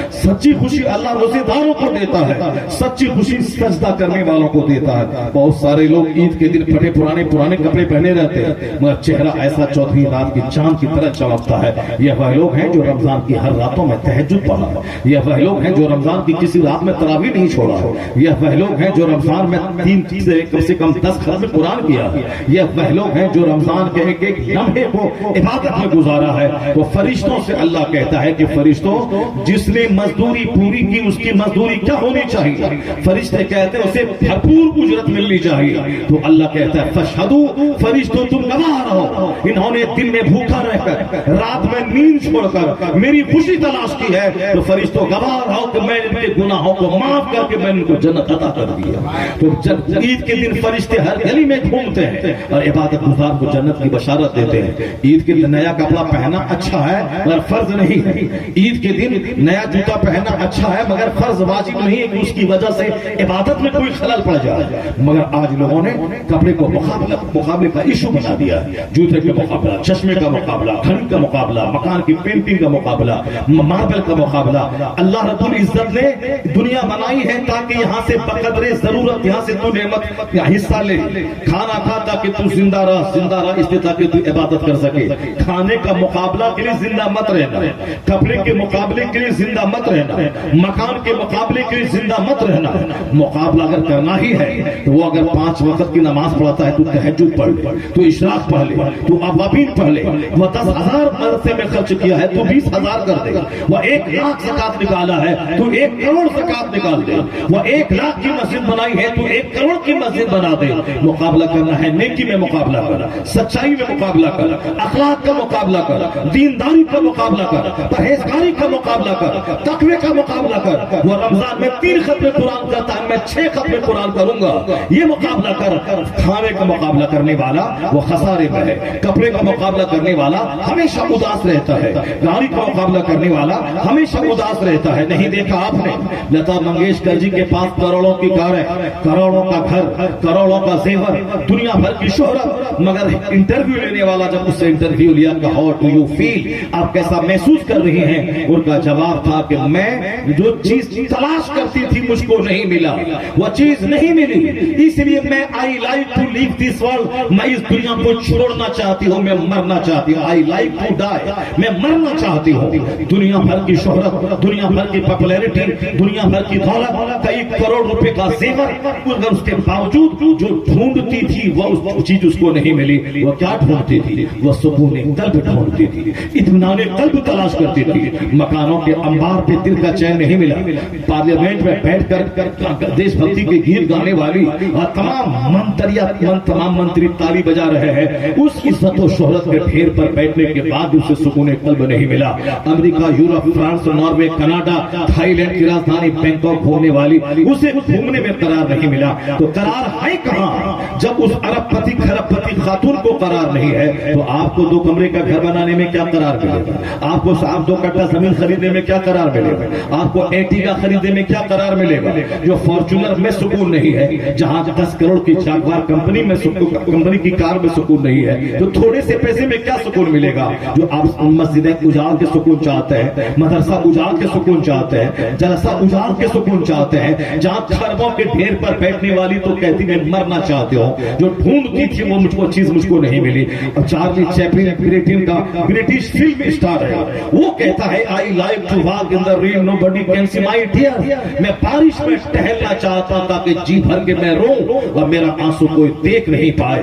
دنیا بھر میں جس کی شہرت اور پاپولیرٹی ہو، خربوں کی دولت کے انبار پہ بیٹھا ہو، وہ کہتا ہے میرا دل رونے کو چاہتا ہے، اتنا غم ہے میرے سینے میں کہ میں بارش میں نہ ٹہلوں اور خوب روں اور دنیا والا میرے آنسو کو دیکھ نہیں پائے۔ تو لوگ سمجھیں گے کہ بارش میں بھیگ رہا ہے، یہ بارش میں نہا رہا ہے، ورنہ جی بھر کے میں رونا چاہتا ہوں۔ آخر جب وہاں برٹین میں پیدا ہونے والا اور کروڑوں جس کے فینز ہیں، اربوں کے گھر میں رہنے والے کو سکون نہیں ہے، تو پھر یہ 2-4 روپے کا جوتا خریدنے میں کیا سکون ملے گا؟ یہ تو 2-4 پیسے کا کپڑا خریدنے میں کیا سکون ملے گا, یا 3 لاکھ کی بلیٹ خریدنے میں کیا سکون ملے گا. مگر چونکہ لوگ قرآن پڑھتے رہے, حدیث بھی نہیں پڑھتے, دنیا کا مطالعہ بھی نہیں کرتے, بس ایک پاگلوں کی طرح بلیٹ کا مقابلہ, گاڑی کا مقابلہ, ماربل کا مقابلہ, یعنی جوکروں کی طرح. وہ نہیں دیکھتا کہ 16 لاکھ کی بائک اظہر الدین نے اپنے بیٹے کو عید کا گفٹ دیا تھا, تم دے پاؤ گے نہیں دے پاؤ گے. تم 16 روپے اپنے بچوں کو دو گے, 16,000 روپے دو گے, مگر 16 لاکھ روپے کی موٹر سائیکل. اظہر الدین کرکٹر, ہندوستان کی ٹیم کا کپتان, وہ اپنے بچے کو عید کی عیدی دیا تھا 16 لاکھ روپے کی بائک. وہ آج نہیں بلکہ آج سے 15 سال پہلے دیا تھا, لیکن وہ عیدی کا تحفہ نہیں تھا, وہ عیدی نہیں بلکہ وہ موت کا تحفہ تھا. عید کے دن شام ہوتے ہوتے جب انہوں نے 200 کی اسپیڈ میں وہ گاڑی 4 لین پہ ہائی وے پہ چلا رہا تھا, تو بس تھوڑی سی مس کے بعد گاڑی اس قدر پلٹی کہ اس کی لاش کے ہزاروں ٹکڑے ہو گئے. یہ باپ نے تحفہ دیا تھا, موت کا تحفہ دیا تھا. آپ کیا تحفہ دیں گے؟ 300 روپے 400 روپے. مگر وہاں انہوں نے 16 لاکھ کی بائک اس کو دی تھی. تو 16 لاکھ کی بائک دی تھی, مگر وہ اپنے بیٹے کو زندگی نہیں دے سکتا, وہ بائک دے سکتا ہے. کون ہے زندگی دینے والا؟ کون ہے سکون دینے والا؟ کون ہے زندگی میں چین دینے والا؟ کون ہے بلندی دینے والا؟ کون ہے قرار دینے والا؟ اگر کوئی 10 بالٹی برف والا دودھ کا شربت پی لے, اس کے باوجود پیاس نہیں بجھے, یہ پیاس عذاب ہے اس کے لیے. لیکن جب 1 گلاس ٹھنڈا پانی کوئی پیا, اب پیاس بجھ گئی, یہ 1 گلاس پانی 3 گلاس دودھ کے شربت سے کروڑوں گنا بہتر ہے. وہ شربت جو پیاس نہ بجھا سکے, وہ 1 گلاس پانی جو پیاس بجھا دے, یا 1 گلاس پانی وہ کروڑوں گلاس میٹھے شربت روح افزا سے بہتر ہے جو پیاس بجھا نہ سکے. آدمی صرف کھا رہا ہے, بھوک مٹ نہیں رہی ہے, صرف پی رہا ہے, پیاس بجھ نہیں رہی ہے, اس کا مطلب ہے یہ پیاس عذاب ہے, یہ کھانا عذاب ہے.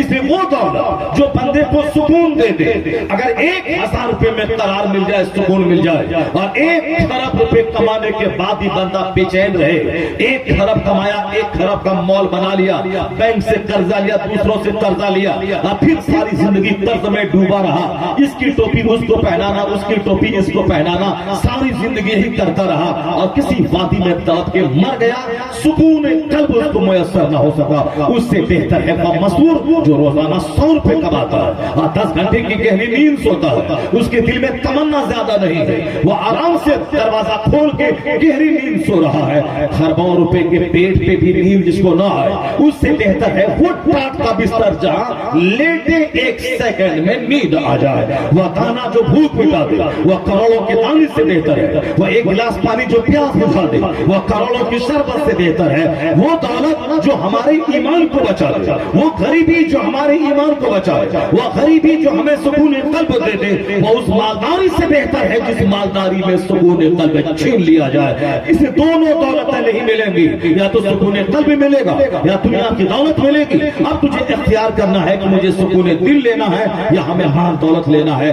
مال کے انبار پہ سکون ہوتا تو چارلی کبھی نہیں روتا, اگر دولت کے انبار پہ سکون ہوتا تو ہیما مالنی کبھی مرنے کی تمنا نہیں کرتی, اگر دولتوں کے انبار پہ سکون ہوتا تو کبھی دنیا کا ارب پتی زہر کھا کے نہیں مرتا, اگر پیسہ کمانے کے بعد سکون ملتا تو بنگلور کا انجینئر وہ کئی لاکھ مہینہ کمانے والا وہ سوسائڈ نہیں کر لیتا, اگر دولت کمانے سے سکون ملتا تو کبھی نیپال کا راجا کا بیٹا وہ اپنے خاندان کے شاہی خاندان کے 17 لوگوں کو ایک لڑکی کے چلتے گولی سے پھول نہیں ڈالتا. اگر سکون قلب ملتا اگر پیسوں کے انبار پر تو کبھی بھی ایک عورت اپنے شوہر کا مرڈر نہیں کرتی, وہ اپنے مرڈر نہیں کرتی. اس طرح سے روزانہ ارب پتی کے گھر میں مرڈر ہو رہا ہے. پٹنہ بہار کی راجدھانی کا ایک ارب پتی جو جیولری کا کام کرتا تھا, وہ باہر ودیش سے گھوم کے آیا, میں 3 دن کے بعد اس کے گھر سے 4 ڈیڈ گولی نکل رہی ہے, یعنی اپنی پوری کہانی ختم کر ڈالی. بیٹے کو شوٹ کیا, بیٹی کو شوٹ کیا, خود اپنا شوٹ کیا اور اپنی بیوی کو شوٹ کیا, یعنی پوری کہانی ختم کر ڈالی. کون؟ جو بمبئی گھومنے نہیں گیا تھا, جو کلکتہ گھومنے نہیں گیا تھا, جو اننت ناگ گلمرگ گھومنے نہیں جاتا تھا, جو گھومنے جاتا تھا تھائی لینڈ, جو گھومنے جاتا تھا آسٹریلیا, جو گھومنے جاتا تھا فرانس, جو گھومنے جاتا تھا واشنگٹن ڈی سی, جو گھومنے ودیش جاتا تھا, وہ انڈیا کے اننت ناگ مسوری اور نینی تال اور اوٹی نہیں جاتا تھا, وہ فرانس جاتا تھا, جرمنی جاتا تھا, ناروے جاتا تھا, کینیڈا جاتا تھا. دولت کا انبار ہے, دنیا بھر کا بھرمن ہے, اس کے باوجود پوری کہانی ختم کر ڈالی. اس کو تو مست رہنا چاہیے تھا, ہمیشہ چہرہ ہرا بھرا رہنا چاہیے تھا. دولتوں کے انبار پہ اللہ تبارک و تعالی اپنے بندوں کو بتانا چاہتا چاہتا ہے کہ میرے بندے دل کا چین نہیں ہے صوفہ گدا میں، نہیں ہے دنیا بھر کے بھرمر میں، نہیں ہے اربوں کمانے میں، دل کا چین ہے کہاں الہی؟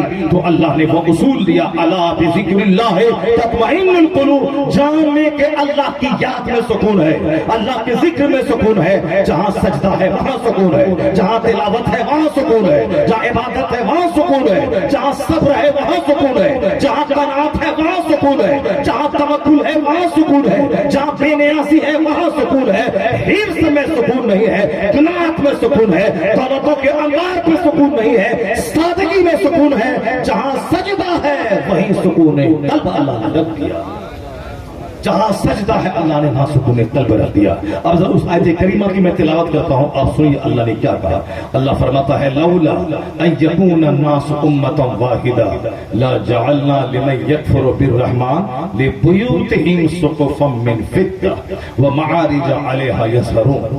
اللہ تعالیٰ قرآن شریف میں فرماتا، قرآن اللہ کا کلام ہے، کسی بندہ نے نہیں لکھا، حضور صلی اللہ علیہ وسلم نے قرآن نہیں لکھا ہے، قرآن حضور پر نازل ہوا ہے، اللہ نے فرشتوں کے ذریعے آپ پر نازل فرمایا ہے، وہ کلام اللہ کا ہے، حضور نے زبان سے تلاوت کر کے صحابہ کے ذریعے اس کو لکھوایا ہے تاکہ قیامت تک یہ اللہ کا کلام اللہ کے بندوں تک پہنچ جائے۔ اپنی اصل حالت میں قرآن کریم موجود ہے، کسی انسان نے نہیں لکھا ہے، جو انسان کا پیدا کرنے والا خالق اور مالک ہے اس کا وہ کلام ہے جو جناب جبرائیل امین کے ذریعے حضور صلی اللہ علیہ وسلم کے دل پہ اس کو القا کیا گیا، حضور کو بتایا گیا، حضور پر وہ وحی کی صورت میں نازل ہوا، وہ ہے اللہ کا کلام۔ اللہ کیا فرماتا ہے، اگر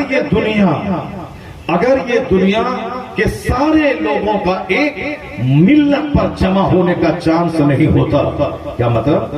اللہ کہتا اگر سارے لوگوں کے کافر ہونے کا چانس نہیں ہوتا، سارے لوگوں کے کافر ہونے کا چانس نہیں ہوتا تو ہم اپنے دشمنوں کو اتنی دولتیں دیتے، ان کے مکان کی چھتیں چاندی کی بنا دیتے، ان کے مکان کی چھتیں چاندی کی بنا دیتے۔ کیا سمجھے آپ؟ نہیں سمجھے آپ، کیونکہ آپ کو تو اخبار پڑھنے میں مزہ آتا ہے نا، قرآن پڑھنے میں کہاں سے مزہ آئے گا؟ نماز میں تو دماغ میں بالکل ادھر ادھر کا بھنڈار آتا ہے، یہ خیال وہ خیال، یہ گندا وہ گندا، سب خیال نماز مسجد میں آتا ہے، اور پاخانہ روم میں مسجد کا خیال، امام کا خیال، مولانا کا خیال، پیر صاحب کا خیال، جنت کا خیال، قرآن کا خیال، یہ سارا خیال پاخانہ روم میں آتا ہے، اور مسجد میں صرف گندا گندا خیال آتا ہے۔ ظاہر سی بات ہے جو قرآن پابندی سے نہیں پڑھے گا، جو بالکل ٹوٹے ہوئے ادھورے دل کے ساتھ مسجد میں آ جائے گا، صرف کٹ سی نبھانے کے لیے آ جائے گا، ایسا کبھی نہیں ہوگا۔ کٹ سی نبھانے کے جو آئے گا سجدے کی لذت کبھی نہیں ملے گی۔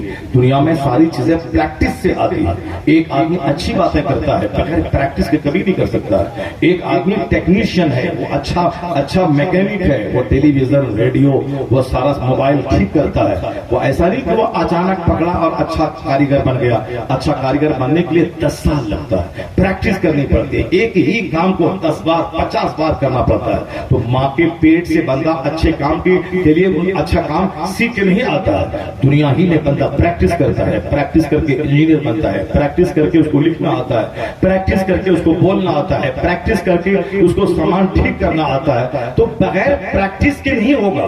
نماز میں جب دماغ حاضر نہیں ہو رہا ہے، گندا گندا خیال آ رہا ہے، تو اس کے لیے پریکٹس کرنی ہوگی، اس کے لیے وہ طریقہ اختیار کرنا ہوگا۔ ایسا نہیں کہ چاہے جیسے ہو جائے، کوئی پریکٹس نہیں، بلکہ پیسہ کمانے کے لیے پریکٹس ہے، وہاں سامان ٹھیک کرنے کے لیے 10 سال دوسروں کی یہاں مزدوری کرتا ہے، پھر اس کے بعد اپنی دکان کھول کے بیٹھتا ہے، اور یہاں بھی 2-4-10 سال تک خوب تھک کے کھاتا ہے، اور جب کا ہاتھ صاف ہو جاتا ہے پھر اس کے بعد گراہک کی بھیڑ لگتی ہے۔ بندہ کیا بولتا ہے، ایسے ہی بھیڑ نہیں لگ رہی، 10 سال میں نے دوسرے کے یہاں رہ کر کے مزدور بن کے کام سیکھا، پھر میں 10 سال میں خوب تھک کے کھایا ہے، گراہکوں کی میں نے گالی سنی ہے، میں نے اس کو سامان دیا ہے، الٹا پلٹا سامان میں نے دے دیا ہے، اس کے بعد میں نے ہر کمی کو دور کرتا رہا، پریکٹس کرتا رہا، اچھائی میں مہارت اسکل حاصل کرتا رہا، تب آج میری دکان میں یہ ہزاروں گراہکوں کی بھیڑ لگی ہے۔ یہ بہت محنتوں کے بعد، بغیر مشق کے، بغیر پریکٹس کے کچھ نہیں ہوتا۔ تو نماز میں کنسنٹریٹڈ رہے بندہ، یعنی توجہ سجدے کی طرف مرکوز رہے، اس کے لیے پریکٹس کرنی پڑے گی۔ پریکٹس کیا کرنی پڑے گی؟ اس کے لیے پاکیزگی ٹھیک سے اختیار کرنی پڑے گی، کپڑا پاک رہے۔ واشنگ مشین میں کپڑا پاک نہیں ہوتا ہے، یعنی اسی میں پخانا والا کپڑا، پیشاب والا کپڑا پاس سارا کپڑا رکھا اور پھر وہ مشین چلا کر کے اس کو صاف تو کر دیتا مگر پاک نہیں ہوتا. پاک ہونے کے لیے اس کا بالکل نچوڑنا ضروری ہے تاکہ سارا گندا مواد نکل جائے, یا پھر ایسے تیز دھاردار نل کے سامنے اس کو لگا دینا ہے تاکہ پانی میں بہہ کر کے ساری گندگی چلی جائے. اور یہاں کچھ نہیں, بس اس میں ڈال دیا اور وہاں سے ایسے نکالا, پھیلا دیا, وہ تو ناپاک کا ناپاکی رہ جائے گا. تو اب کپڑا کا پاک رہنا گندے خیال سے بچنے کے لیے ضروری ہے. اور نماز کی نیت کرنا, دماغ کا نماز پڑھتے وقت حاضر رکھنا. پہلی تکبیر تحریمہ جب وہ کہتا ہے اس وقت نہیں دماغ یہاں چل رہا اللہ اکبر کہہ دیا نماز نہیں ہوگی, بلکہ اللہ کی طرف متوجہ رہنا کہ اللہ تبارک و تعالیٰ کو بالکل اللہ کی طرف متوجہ رہے کہ میرا خدا مجھ کو دیکھ رہا ہے, میں نیت کر رہا ہوں میرا خدا دیکھ رہا ہے, اب اللہ اکبر, اللہ میرا سب سے بڑا ہے. یعنی پوری توجہ اللہ کی طرف رہے, اس وقت وہ نیت باندھے تب نماز ہوگی. التحیات سورہ فاتحہ ٹھیک سے پڑھے, مخارج کی ادائیگی کے ساتھ پڑھے, نیت باندھے تو ناف کے نیچے ہاتھ باندھے, خوب زور سے ہاتھ باندھے, چونکہ وسوسہ یہیں سے اٹھ کر کے دماغ پہ جاتا ہے. جہاں جب اس کو باندھ زور سے دبا دے گا تو وسوسہ دماغ پہ بخار بھاپ نہیں چڑھے گا. یہ وسوسہ کیا ہے, یہ گیس بھر کے دماغ پہ جاتا ہے. آدمی طرح طرح کے خیالات اس کے دماغ میں آتا ہے, اس لیے یہ یہاں سے نکلتا ہے وسوسہ. اسی کو دبا کے پکڑ کے رکھے, سجدے کی جگہ پہ غور سے دیکھے, سورہ فاتحہ جو پڑھے اس کے میننگ پر غور کرے, اس کو بظاہر قانون کے ساتھ تلاوت کرے, پھر اس کے میننگ پہ نظر رکھے, اور پھر ایک بار, دو بار, 10 بار, 50 بار, 100 بار, 1 سال, 2 سال, یعنی وہ پریکٹس کرے. پھر وہ وقت آ جائے گا کہ نماز میں جب کھڑا ہوگا مولا علی کی طرح دنیا ما فیہا سے بے نیاز ہو جائے گا. اس کے تیر بھی لوگ کھینچ لیں گے, احساس نہ ہوگا, بغل میں آنکھ لگ جائے گی, احساس نہ ہوگا. یہاں چونکہ چھٹی کے کاٹنے سے آدمی تڑپ جاتا ہے, دروازہ کھٹکھٹانے سے آدمی بے چین ہو جاتا ہے, چونکہ پریکٹس نہیں ہے. اس کو 2 روٹی کمانے کے لیے پریکٹس ہے, پر جنت جانے کے لیے کوئی پریکٹس نہیں ہے. میں ابھی 70 سال کے بوڑھے کو دیکھتا ہوں, وہ حالت نماز میں ان کے پاؤں کی 10 انگلیوں کا پیٹ سجدے کے حالت میں زمین سے نہیں لگتا ہے. نماز نہیں ہوگی, قانونی طور پر 1 انگلی کا پیٹ زمین سے لگنا فرض ہے, اور 3 انگلی کا پیٹ زمین سے لگنا واجب ہے, اور 10 انگلیوں کا پیٹ کا یہ حصہ زمین سے لگنا حالت سجدہ میں یہ سنت ہے.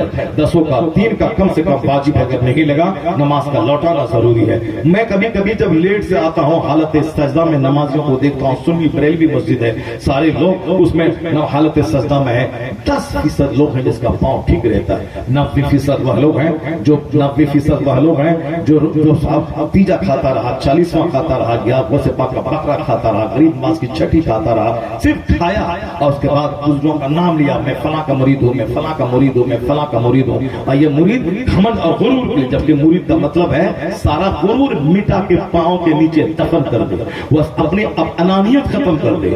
مرید کا مطلب ہے کہ وہ اپنے آپ کو مٹا دے, اپنے آپ کو کھپا دے. یہاں آج کل مرید ہونے کا مطلب ہے مغرور کا, غرور کا پتلا بن جانا. فلاں مولانا کو سلام نہیں کرنا, فلاں سے بات نہیں کرنا, چونکہ میرا پیر لاجواب ہے, میرا پیر لاجواب ہے, کھاتا ہے, پخنا پیشاب یہاں کرتا ہے, تہجد نہیں پڑھتا ہے, نمازیں قضا کرتا ہے, سنیما دیکھتا ہے, ریموٹ کے ذریعے ٹیلی ویژن چلاتا ہے, اس کے باوجود اس کا یہ پیر لاجواب ہے. یعنی یہ پیر نہیں ہوا بلکہ اپنے مریدوں کو جہنم لے جانے والی مشین ٹھہرا. پیر کا مطلب تھا کہ مریدوں کو عاجز بنا دیتا, خاکسار بنا دیتا, نمازی بنا دیتا, اسے متکبر نہیں, اسے عاجز و خاکسار پرہیزگار متقی بنا دیتا. آیا مرید ہونے کے مطلب ہے مغرور بن جانا, گھمنڈی بن جانا. اس لیے آج کی تاریخ میں جتنے گھمنڈی پیر ہیں ان سبوں کا بائیکاٹ کرنا ضروری ہے. اصل میں پیر وہ ہے جس کو دیکھو تو خدا یاد آ جائے, جس کو دیکھنے کے بعد سنت سمجھ میں آ جائے, یعنی خود سنتوں کا عامل ہو, خود نماز پنجگانہ کا پابند ہو, تاکہ جو ان کے ہاتھ پہ مرید ہو جائے وہ نمازی بے نمازی نہ ہو جائے بلکہ بے نمازی تھا تو وہ نمازی ہو جائے, سنتوں کا عامل ہو جائے. کھانے سے پہلے, پہننے سے پہلے, پیشاب پخانا جانے سے پہلے, سونے سے پہلے, جاگنے کے بعد, یعنی تمام باتیں سنت کے مطابق ہو. حضور کی وہ ساری دعائیں اس کو یاد ہو جائے. جب بستر پہ جائے کہے اللہم باسمک اموت واحیا, جب بستر سے اٹھے بولے الحمدللہ الذی احیانا بعد ما اماتنا والیہ النشور. جب باتھ روم جائے بولے اللہم انی اعوذ بک من الخبث والخبائث. جب بازار جائے تو بولے لا الہ الا اللہ وحدہ لا شریک لہ. یعنی جب وہ بستر سے اٹھے اس وقت دعا پڑھے, کھانا کھائے اس وقت دعا پڑھے, کھانا کھانے کے بعد دعا پڑھے, جب وہ نیا کپڑا پہنے تو کہے الحمدللہ الذی کسانی ما اواری بہ عورتی وتجمل بھی فی حیاتی. یعنی اس قدر سنتوں کا عامل ہو کہ 24 گھنٹے میں سوئے تو سوئے, اس کے بعد جب جگہ رہے تو زبان پہ اللہ کا ذکر جاری رہے. حدیث میں آیا ہے کہ آقا علیہ السلام کی زبان پہ ہمیشہ خدا کا ذکر جاری رہتا تھا، چونکہ ہر کام کرنے سے پہلے بسم اللہ پڑھنا اور اس کی دعا حضور نے بتا دیا. یہاں شیطنت کا پتلا ایک دعا ٹھیک سے یاد نہیں، اب پیر صاحب بنے چلے، کالا کپڑا پہن کے، ہرا کپڑا پہن کے، پیلا کپڑا پہن کے، عورتوں کی طرح چوٹی اور چوٹی باندھ کر کے بال رکھ کے، جس طرح سے کوئی پنڈت لوگ بال رکھتا ہے، یعنی عورتوں کی طرح چوٹی باندھ لیا، اس کو نہ تیل لگانا ہے نہ کنگھی کرنا ہے، بلکہ سے جٹا تھاری اس کو جٹا باندھنا ہے. اسی کا دیکھا دیکھی مسلمانوں میں کچھ لوگ ہیں پیری مریدی کی ڈھونگ رچاتے ہوئے ہرا کپڑا، پیلا کپڑا، کالا کپڑا پہن لیا اور پھر عورتوں کی طرح چوٹی باندھ لیا، گلے میں 2-4 مارا پہن لیا، انگلی میں 10 انگوٹھی پہن لیا، اور پھر وہ کہتے ہیں مولوی ملا کیا جانے یہ دل کی نماز پڑھو، میں یہاں رہتا ہوں، کعبہ میں نماز پڑھتا ہوں. لوگوں کو الو بنانا، بیوقوف بنانا، ٹھگنا اور مشرکانہ رسم و رواج کو فرمان چڑھانا. بلکہ پیر کا مطلب ہے جو قرآن سکھائے، پیر کا مطلب ہے جو حدیث سکھائے، پیر کا مطلب ہے جو شریعت سکھائے، پیر کا مطلب ہے جو سنت سکھائے. اس فتنہ و فساد کے وقت میں اے مسلمان، ایک مسلک کے اعلیٰ حضرت ہے، مسلک کے اعلیٰ حضرت کے خلفاء اور اعلیٰ حضرت کے خاندان کے وہ پیر ہے جس کو جب بھی دیکھو وہ حدیث کی باتیں کرتا ہے، قرآن کی باتیں کرتا ہے، شریعت کی بات کرتا ہے، سنت کی بات کرتا ہے، نماز پنج گانوں کی بات کرتا ہے، زکات خیرات روزی کی باتیں کرتا ہے. جو شریعت کی بات کرے، شریعت کا عامل بنا دے، حقیقت میں وہی پیر ہے جو سنتوں سے بدکار نہیں دے، بلکہ جو سنتوں کی لذتیں چکھا دے، جو سنتوں سے قریب کر دے، جو شریعت کا عامل بنا دے، وہی پیر ہے. اس دور میں مسلک اعلیٰ حضرت کی رسی کو مضبوطی سے تھامے رکھنا اور اعلیٰ حضرت کے مسلک پر مضبوطی سے عمل کرنے والا وہی گمراہی سے بچے گا، وہی رافضیت سے بچے گا، وہی خارجیت سے بچے گا، وہی ناصبیت بچے گا، وہی بدعقیدگی سے بچے گا، وہی دیوبندیت سے بچے گا، وہی وہابیت سے بچے گا. یعنی تمام خرافات سے بچ کر جو جنت کا راستہ دکھاتا ہے،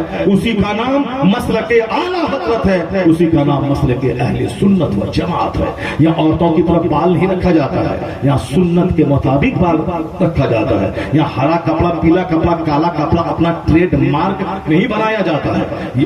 یہاں کپڑا ہر رنگ کا پہنے، لیکن ٹریڈ مارک اگر بنانا ہے تو سنت رسول کے مطابق سفید کپڑے کو ٹریڈ مارک بناتا ہے. یعنی کثرت سے وہ سفید پہنتا ہے، باقی کبھی سفر میں کالا پہن لیا، کبھی ہرا پہن لیا، کبھی کوئی دوسرا کلر پہن لیا، وہ الگ بات ہے، لیکن اپنا ٹریڈ مارک نہیں بنایا ہے. سب کو کالا ہی پہننا ہے، لوگوں کو ٹھگنا ہے، ہرا ہی پہننا ہے، لوگوں کو ٹھگنا ہے، پیلا پہننا ہے، لوگوں کو ٹھگنا ہے. یہاں ٹھگنے کا کاروبار نہیں ہوتا. یہی وجہ ہے کہ دوسرے مزارات پہ لوگ کھیل تماشا کرتے ہیں، وہاں جا کے کھلونا خریدنے جاتے ہیں، مگر اس بھیڑ بھاڑ میں ایک عرص رضوی ہے. بریلی میں ہزاروں لاکھوں علماء کرام، 25 سے 30 لاکھ سنی عوام، یہ سب وہاں کھلونا خریدنے نہیں جاتے. بریلی کا فرنیچر مشہور ہے، بریلی کا سرما مشہور ہے، مگر یہ 25 لاکھ زائرین بریلی نہ سرما خریدنے جاتے ہیں، نہ بریلی کا فرنیچر خریدنے جاتے ہیں. اکثر لوگ وہاں کتابیں خریدنے جاتے ہیں، اکثر لوگ اس سے رضوی میں کتاب سننے جاتے ہیں. دوسرے مزارات پہ قوالی ہوتی ہے، وہاں طبلہ ہارمونیم بجایا جاتا ہے. دوسرے مزارات پہ کھیل تماشے دکھائے جاتے ہیں، وہاں میلہ لگتا ہے 10 دن کا، تاکہ عورتوں کی بھیڑ لگے اور سامان کی خریداری ہو. کہیں جھولا ہے تو کہیں کچھ ہے، کہیں کچھ ہے.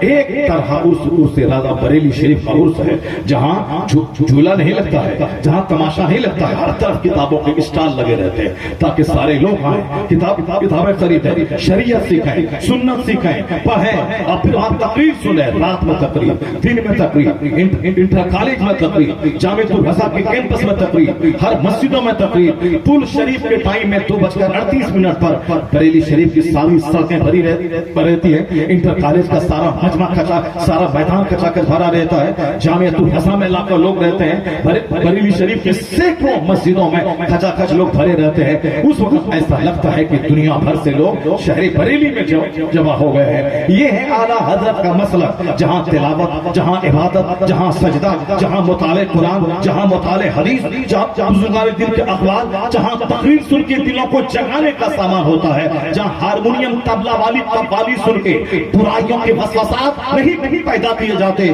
جہاں قرآن حدیث سن کر علماء کے چہرے کی زیارت کر کے وسوسوں کو مٹایا جاتا ہے، جنت جانے کا طریقہ اپنایا جاتا ہے. یہ تنہا عرص رضا ہے.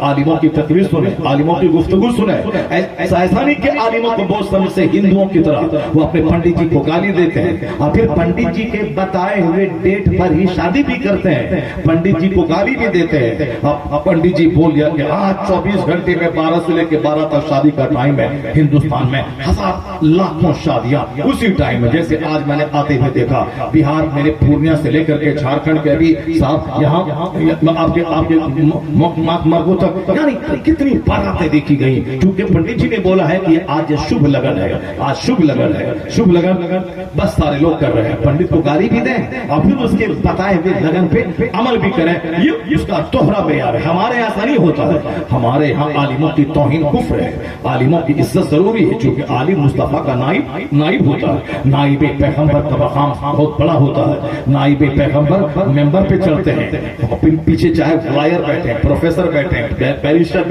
मुसलमान का बेटा इंजीनियर बन जाए, डीएम बन जाए, एसपी बन जाए, अमेरिका से बैरिस्टर की डिग्री लेके आए, बस सब नीचे बैठते हैं। मेंबर पे कौन जाता है जुमा के दिन? वो गरीब का बच्चा जो बरेली शरीफ से पढ़ के आलिम बन के आया है, अब अमामा बांध कर हाथ में आसा लेकर वो मेंबर पे चढ़ता है। बैरिस्टर लॉयर सब नीचे है और ये नाइब रसूल मेंबर पे चढ़ते हैं, कौम को खिताब करते हैं। क्यों? ये मुस्तफा का नाइब है, सबके लिए काबिल एहतराम है, सबके लिए काबिल इज्जत है। तो 1000 एकड़ जमीन का खरीदने वाला वो जमींदार कहलाता है, और कुरान हदीस पढ़ने वाला ये नाइबे महबूबे परवरदिगार कहलाता है, यानी मुस्तफा जान रहमत सल्लल्लाहु अलैहि वसल्लम का सच्चा नाइब कहलाता है, नाइब रसूल कहलाता है। इसलिए कभी भी आलिमों की तनख्वाह को देखकर उसको हकीर न समझे, बल्कि हमेशा इसको इज्जत का ताज पहना है कि ये मेरे नबी का नाइब है, जिसका मैं कलमा पढ़ता हूँ, जिसके दुनिया में तशरीफ लाने से मैं मुसलमान हुआ, ईमान की दौलत मिली, ये उनका नाइब है, उनका खलीफा है, ये उनकी बातें करता है, उनकी हदीस सुनाता है। तो ये नुक्ते नजर रहना चाहिए। मगर काफिरों हिंदुओं का देखा देखी हम भी मौलाना को गाली देते हैं और उसी को बुला के फातिहा पढ़वाते हैं, हम भी मौलाना की तौहीन करते हैं, फिर उसी को बुला के अपने घर में नियाज दिलवाते हैं, उसी को बुला के निकाह पढ़वाते हैं, उसी को बुला के जनाजे की नमाज पढ़वाते हैं, उसी को बुला करके मस्जिद की इमामत करवाते हैं, उसी को बुला के मस्जिद में अजान दिलवाते हैं। ये तोहरा मेयार नहीं, बल्कि आलिम नाइब रसूल होता है, उसकी इज्जत, जब उनकी इज्जत करेंगे तब उनकी बात की कदर होगी। फिर हमें 3 घंटा खिताब करने की जरूरत नहीं पड़ेगी, 3 मिनट की गुफ्तगू जिंदगी बदल डालेगी। 3 मिनट की गुफ्तगू, सारी जिंदगी उस गुफ्तगू का असर उसके दिल में रहेगा। जिन लोगों ने मुफ्ती आज़म हिंद को देखा है उसे मालूम है कि 1 घंटा स्टेज पर बैठा मुफ्ती आज़म हिंद को देखा है। उनके विसाल के आज 50 साल हो गए, मगर आज तक उसकी लज़्ज़तें अपने दिल में वो महसूस करता है कि मुफ्ती आज़म हिंद की ज़ियारत से क्या किस कदर दिल में हलचल मचती थी।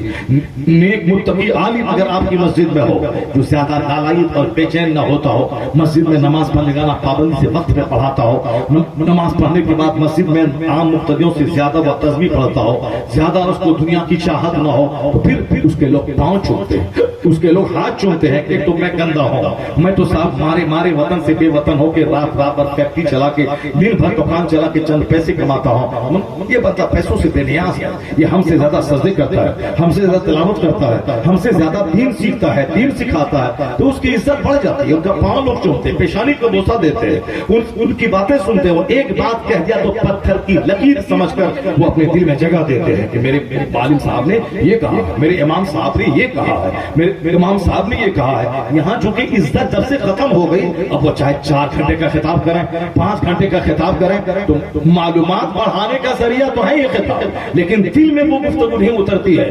दिल में गुफ्तगू 1 मिनट से उतर जाती है। जिस सरकार गौसे आज़म 40 बरस तक ईशा के वजू से फजर पढ़ने वाला, एक बार खिताब में सिर्फ इतना कहा था कि मेरी बीवी यहया की अम्मी मेरे लिए मिट्टी के प्याले में दूध ला रही थी, ठोकर लगी, हाथ से प्याला गिर गया, सारा दूध नीचे गिर गया। सिर्फ इतना कहा था कि मजमे में जैसे आग लग गई हो, लोग अपने गरीबान फाड़ने लगे, लोग अपनी पगड़ियों को नोचने लगे, लोग जंगल की तरफ चले गए। क्या था उस एक जुमले में? क्या था एक जुमले में? दुनिया और दुनिया की माहियत थी, دنیا کی سچائی کا راز تھا، یہ دنیا کی بے ثباتی کا راز تھا، جس دنیا کے پیچھے ہم پاگل ہیں نماز روزے چھوڑ اس دنیا کی سچائی اسے ایک جملے میں غوث اعظم نے بیان کر دیا. انہوں نے بتا دیا ایک جملے میں تصوف کا مطلب یہ نہیں کہ قوالی بجائیں ہارمون طبلہ بجائیں، اس قبر کو غسل دیں اور چادر کا گاگر کا جلوس نکالیں اور قبر پہ 1 کروڑ کا جھومر لگا دیں، مسجد کو اجاڑ دیں، مسجد میں وضو خانہ نہ رہے،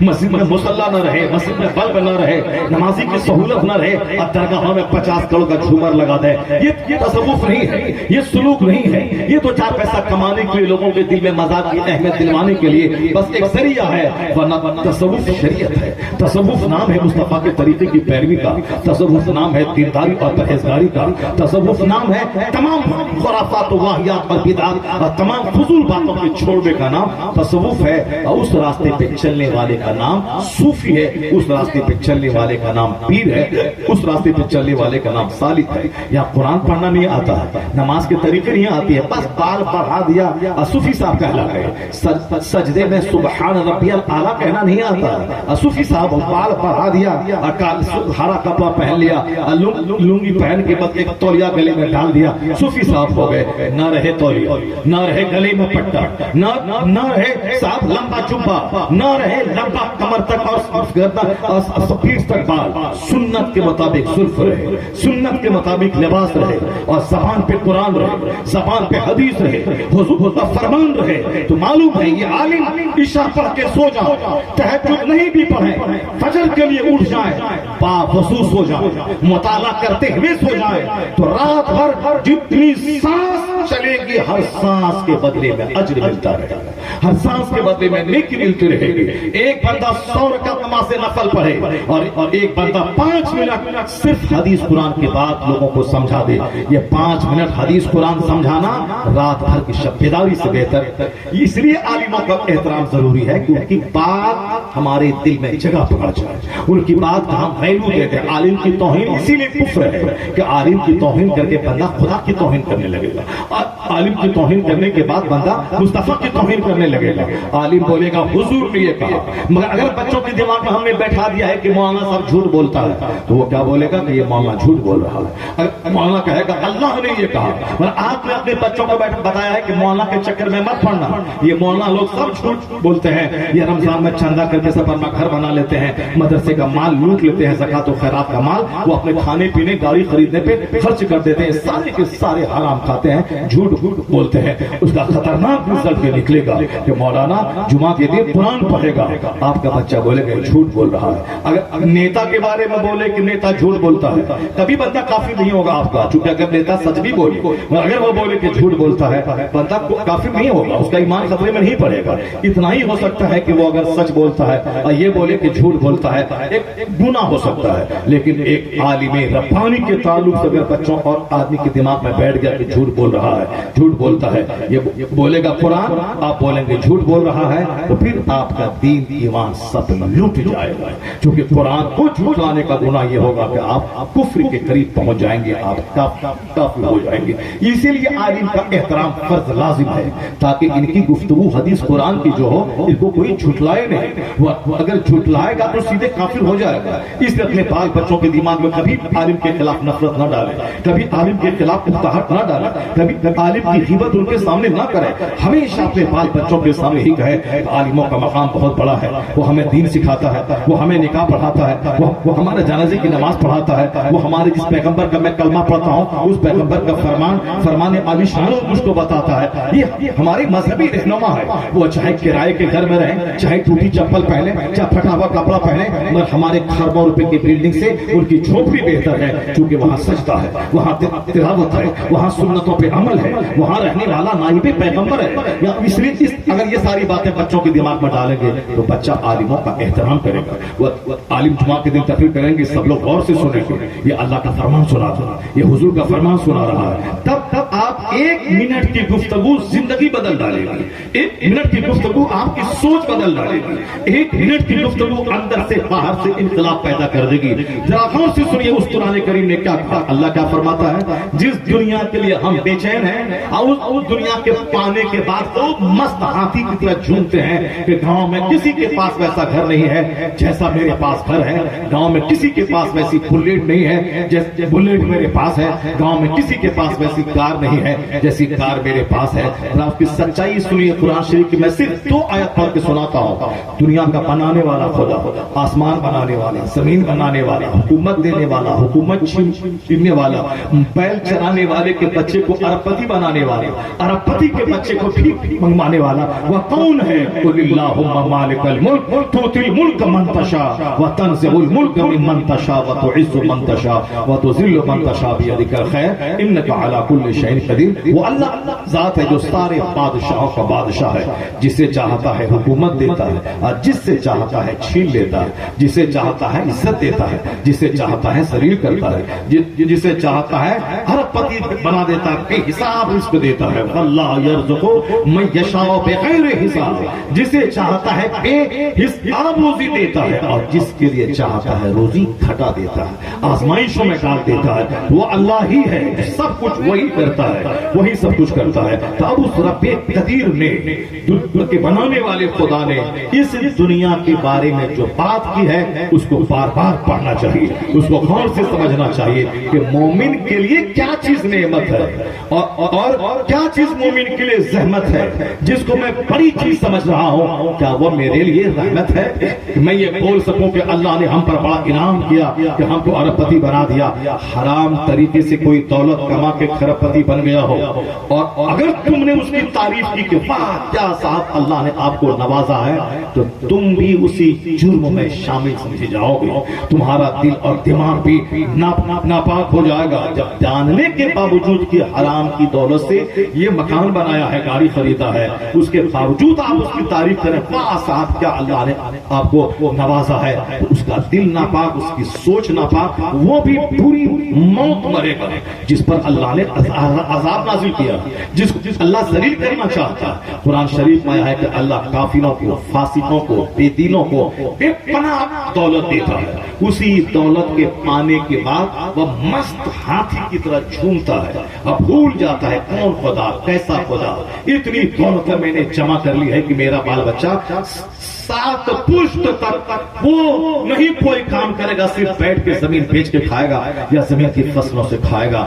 جب وہ بھول جاتا ہے کہ کوئی خدا ہے، جب وہ بھول جاتا ہے کہ کوئی دنیا کا سنچالک ہے، کہا کچھ نہیں، میں نے محنت کیا، میں نے پیسہ جمع کیا، اتنا فکس ڈپوزٹ ہے کہ بچہ پلنگ پہ سو کر کے 70-80 سال تک کھا لے گا، میری کئی نسل تک اتنی زمینیں میں نے خرید لی ہے۔ معلوم ہے اللہ کیا فرماتا ہے؟ فَلَمَّا نَسُوا مَا ذُكِّرُوا بِهِ فَتَحْنَا عَلَيْهِمْ أَبْوَابَ كُلِّ شَيْءٍ۔ اللہ فرماتا ہے جب ان لوگوں نے نصیحت کو بھلا دیا، جو ان کو اللہ سے ڈرایا گیا تھا، آخرت اور جنت کی بات بتائی گئی تھی، دنیا ایک قطرہ پانی آخرت سمندر کے مانند ہے جہاں کا ایک دن 50,000 سال کے برابر ہے، مگر ان لوگوں نے نصیحت کو بھلا دیا، کہا نہیں یہ ساری باتیں نہیں، دنیا ہی میں سب کچھ ہے، یہی جنت ہے، یہی جہنم ہے، یہی کھاؤ پیو، جو کمائے گا کھائے گا مست رہے گا، جو کہا کوئی آخرت نہیں۔ معلوم ہے اللہ کیا فرماتا ہے؟ جب انہوں نے نصیحت کو بھلا دیا تو ہم نے ہر طرح کی نعمتوں کے دروازے کھول فتحنا علیہم ابواب کل شیء، we opened upon them the doors of everything، یعنی ہر چیز کے دروازے ہم نے کھول ڈالے، مکان دولت کے دروازے، بیٹی داماد کے دروازے، اولاد کے دروازے، پیٹوں کے دروازے، مکانات گاڑیوں کے دروازے، اقتدار کے دروازے، حکومت کے دروازے، فتحنا علیہم ابواب کل شیء، کن کو؟ نمازی پرہیزگار کو نہیں، جو نصیحت کو بھلا دیا، جو پکا دنیا دار بن بیٹھا ہے، کہا کچھ نہیں، کوئی حساب کتاب مرنے کے بعد نہیں ہوگا، اسی دنیا میں سب کچھ کھاؤ پیو مر جاؤ، ڈنڈ پہ لو مر جاؤ، سب کھیل ختم، وہاں کچھ نہیں ہوتا۔ اللہ تعالیٰ ایسے لوگوں کے لیے دروازے کھول دیتا ہے، کس کے دروازے؟ مال کے دروازے، درہم و دینار کے دروازے۔ یہی وجہ ہے کہ اللہ پر یقین کرنے والا مسلمان دوسری قوم کے مقابلے میں اتنی فراوانی اس کے پاس نہیں ہے جتنی فراوانی ان کو اللہ نے دی ہے جو اللہ کا انکار کرتا ہے. تو اللہ فرماتا ہے جب بندے کو میں اس کے دروازے کھول دیتا ہوں وہ بھول جاتا ہے حتی اذا فرحوا بما اوتوا، یہاں تک کہ جو نعمت ان کو دی گئی اس کے پانے کے بعد وہ اترانے لگتا ہے، مست رہتا ہے. بولنے میں گھمنڈ، بیٹھنے میں گھمنڈ، سونے میں گھمنڈ، کپڑا پہننے میں گھمنڈ، اسٹائل میں گھمنڈ، بیٹھنے انداز میں گھمنڈ، چلنے میں گھمنڈ. جب وہ اترانے لگتا ہے تو اللہ فرماتا ہے اخذناہم بغتۃ فاذا هم مبلسون، تو پھر ہم اچانک اس کو پکڑتے ہیں، اس کی بنیاد کاٹ کر رکھ دیتے ہیں. قطع دابر القوم الذین ظلموا، ظالموں کی بنیاد کاٹ دیتے ہیں. جیسے پوری دنیا کا بادشاہ اللہ نے نمرود کو بنا دیا، لیکن جب دماغ میں کیڑا کاٹا کہ میں خدا ہوں، سب سے عبادت سجدہ کروانے لگا. جناب ابراہیم جو توحید کی دعوت دینے کے لیے آئے، اس جناب ابراہیم کو آگ میں ڈلوا دیا. اس قدر اتیاچاری اور ظلم. ایک تو غریب کا بچہ تھا، اللہ نے بادشاہ بنایا، اسے تو 24 گھنٹے سجدہ کرنا چاہیے تھا. میں بھکاری کا بچہ، غریب بچہ، اللہ مجھے حاکم پورے عراق کا نہیں بلکہ دنیا کا حاکم مجھ کو بنا دیا. لیکن نہیں، دولت کا جو مزاج ہے گھمنڈ اور غرور، اس نے اسے مغرور بنایا. تو اللہ نے 10 سال 20 سال 25 سال 50 سال، ایسا نہیں کہ آج نماز چھوڑا آج زمین میں اللہ پھنسا دیتا، آج جھوٹ بولا آج ہی زبان پہ لقبہ مار دے گا، آج کسی عورت کے پاس زنا کرنے گیا وہی آسمان سے پتھر گر جائے گا. نہیں، ایسا اگر ہوتا تو دنیا 5000 سال پہلے ہی ختم ہو جاتی. جس وقت 5000 سال پہلے کوئی زنا کیا تھا اسی وقت مر جاتا. 5000 سال پہلے کوئی جھوٹ بولا تھا، زبان پہ اس زبان پر اس کا لقبہ مار دیا جاتا. میرا باپ کوئی گناہ کیا ہوتا، میرا باپ آسمان سے پتھر گرتا زمین میں پھنس جاتا، نہ باپ رہتا نہ ہم پیدا ہوتے. اس لیے یہ کہنا کہ اللہ سزا نہیں دے رہا ہے، کہاں ہے اللہ تعالیٰ فوری اگر پکڑے گا نہ تم بچ پاؤ گے نہ دنیا کا ایک بچہ بچ پائے گا. جس طرح کافر کو اب مارنے کی تمنا آپ کرتے ہیں کہ فلسطین میں ظلم ہو رہا ہے، 1 لاکھ بچے اور عورتیں اور مرد شہید ہو گئے، اللہ تعالیٰ کچھ نہیں کر رہا ہے. اللہ تعالیٰ اگر فوراً پکڑے گا تو فلسطین ہی نہیں جلے گا، آپ بھی جلو گے. 1000 کی آبادی ہے اور 10 بوڑھا نماز پڑھتا ہے. جو رمضان سے پہلے نمازی تھا، عید کے دن صبح ہم مسجد گئے، وہی پرانے ساتھی لوگ مسجد میں ملے ہمارے. میں نے کہا چلیے جو مہمان آئے تھے چلے گئے، اب ہم لوگ پرانے لوگ مسجد میں بچ گئے. تو اسی دن جس دن 990 لوگ گھر میں سوئے رہیں گے اور 10 لوگ مسجد میں نماز پڑھے فجر میں آئیں گے، اگر اللہ تعالیٰ فوری گناہوں کی پکڑ کرتا یہ 990 لوگوں کو زمین میں اللہ دھسا دے گا. اسی لیے رحمت ہے اللہ کی، اللہ فوری نہیں پکڑتا رہتا. جو لوگ شہید ہو گئے فلسطین میں وہ سب کو جنت چلے چلے، اور جنت جانا یہ دنیا کا سب سے بڑا مقصد ہے آدمی کا. مرنا تو سب کو ہر پیدا ہونے والا مرنے کے لیے ہی پیدا ہوتا ہے. اسی جھارکھنڈ کا ایک بندہ ہمارے مدرسے کے بازو میں رہتا تھا، ابھی پرسوں 3 دن پہلے، جھارکھنڈ کا باقا یا کوٹا کا تھا. اب وہ کیا ہوا کہ اسکول صبح سویرے مارننگ کلاس 6:30 سے 12:30 تک کلاس چلتا ہے اپریل مئی جون میں. وہ بائک سے نکلا تھا، سامنے والا ایک بائک والا آیا ٹکر والا، لاری نہیں، ٹرک نہیں، کار نہیں، صرف بائک سے جا رہا تھا، ادھر سے ایک بائک والا آ رہا تھا، دونوں میں ٹکر ہوئی، اسپاٹ ڈیتھ کر گیا. بالکل ینگ لڑکا. رمضان میں تراویح پڑھا تھا، ہمارے مسجد مدرسے کے امام صاحب ایک استاذ ہیں وہ پڑھاتے ہیں، ان سے میں نے کل بات کی، کہا کہ وہ تو رمضان پر ہمارے پیچھے تراویح پڑھا. اچانک سڈن ڈیتھ مرا چلا گیا. آئے دن اس طرح کی موتیں آتی رہتی ہے. ہر پیدا ہونے والا مرنے کے لیے ہی پیدا ہوا ہے. تو اب ہے موت کی کیٹیگریز میں فرق ہے. کوئی ہاسپٹل میں ایڑی رگڑ کے مر رہا ہے، کوئی باتھ روم میں مر رہا ہے، کوئی طوائف کے کوٹھے پہ مر رہا ہے، کوئی تاڑی پیتے پیتے مر رہا ہے، کوئی گالی دیتے دیتے مر رہا ہے، کوئی ناچتے ناچتے مر رہا ہے. ابھی آپ سنے ہوں گے آپ لوگ، چونکہ آپ لوگوں کو صرف مکان دکان کے علاوہ اور کوئی فرصت تو ہے نہیں. بریلی علاقے میں ایک لڑکی شادی کی تقریب میں ناچتے ہوئے مر گئی. ابھی چونکہ راستہ بھر میں نے وہی ناچ دیکھا، یہاں لوگ ناچ رہے ہیں، بوڑھا ناچ رہا ہے، لڑکیاں سب ناچ رہی ہیں، یعنی ایک ناچنے کا چلن شروع ہوا ہے. انہیں کافروں کا دیکھا دیکھے مسلمان بھی اب شادی میں ناچ ناچنے لگے ہیں. جس کو مسجد میں نکاح کرنا تھا اب وہ 5 لاکھ کا ڈیکوریشن کر کے وہ نچوا کر کے تب شادی کرتے ہیں. جس اور کل کا کاروبار ٹھپ ہو گیا چونکہ 5 کروڑ شادی میں خرچہ ہو گیا, جو کاروبار ادھر ڈاؤن ہو گیا. اب پیسے کو ترس گیا. اب مولانا سے کہتے ہیں کہ 7 فاتحہ ماں پڑھ دیے, کاروبار میں ڈل ہو گیا.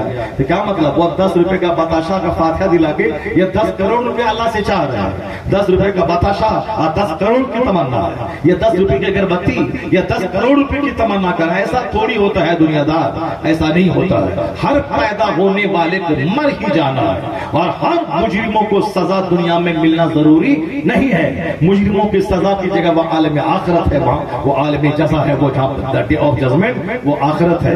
دنیا کام کی دنیا ہے, یعنی the world of deed, the world of action, the world of work. یہ ورک کی دنیا ہے. جیسا کام کرنا کرو, نماز پڑھو, زنا کرو, شراب پیو, چوری کرو, ماں باپ کی سینے پہ چڑھ کے مارو, پڑوسی سے لڑو, چوری ڈکیتی, جو کہ عمل معاشی ڈو واٹ یو وانٹ, جو کرنا ہے کرو. البتہ یاد رکھنا جیسا کرے گا ویسا انجام بھگتنے کے لیے تیار رہنا, کیونکہ ہمیشہ دنیا میں تجھے رہنا نہیں ہے. موت دوں گا.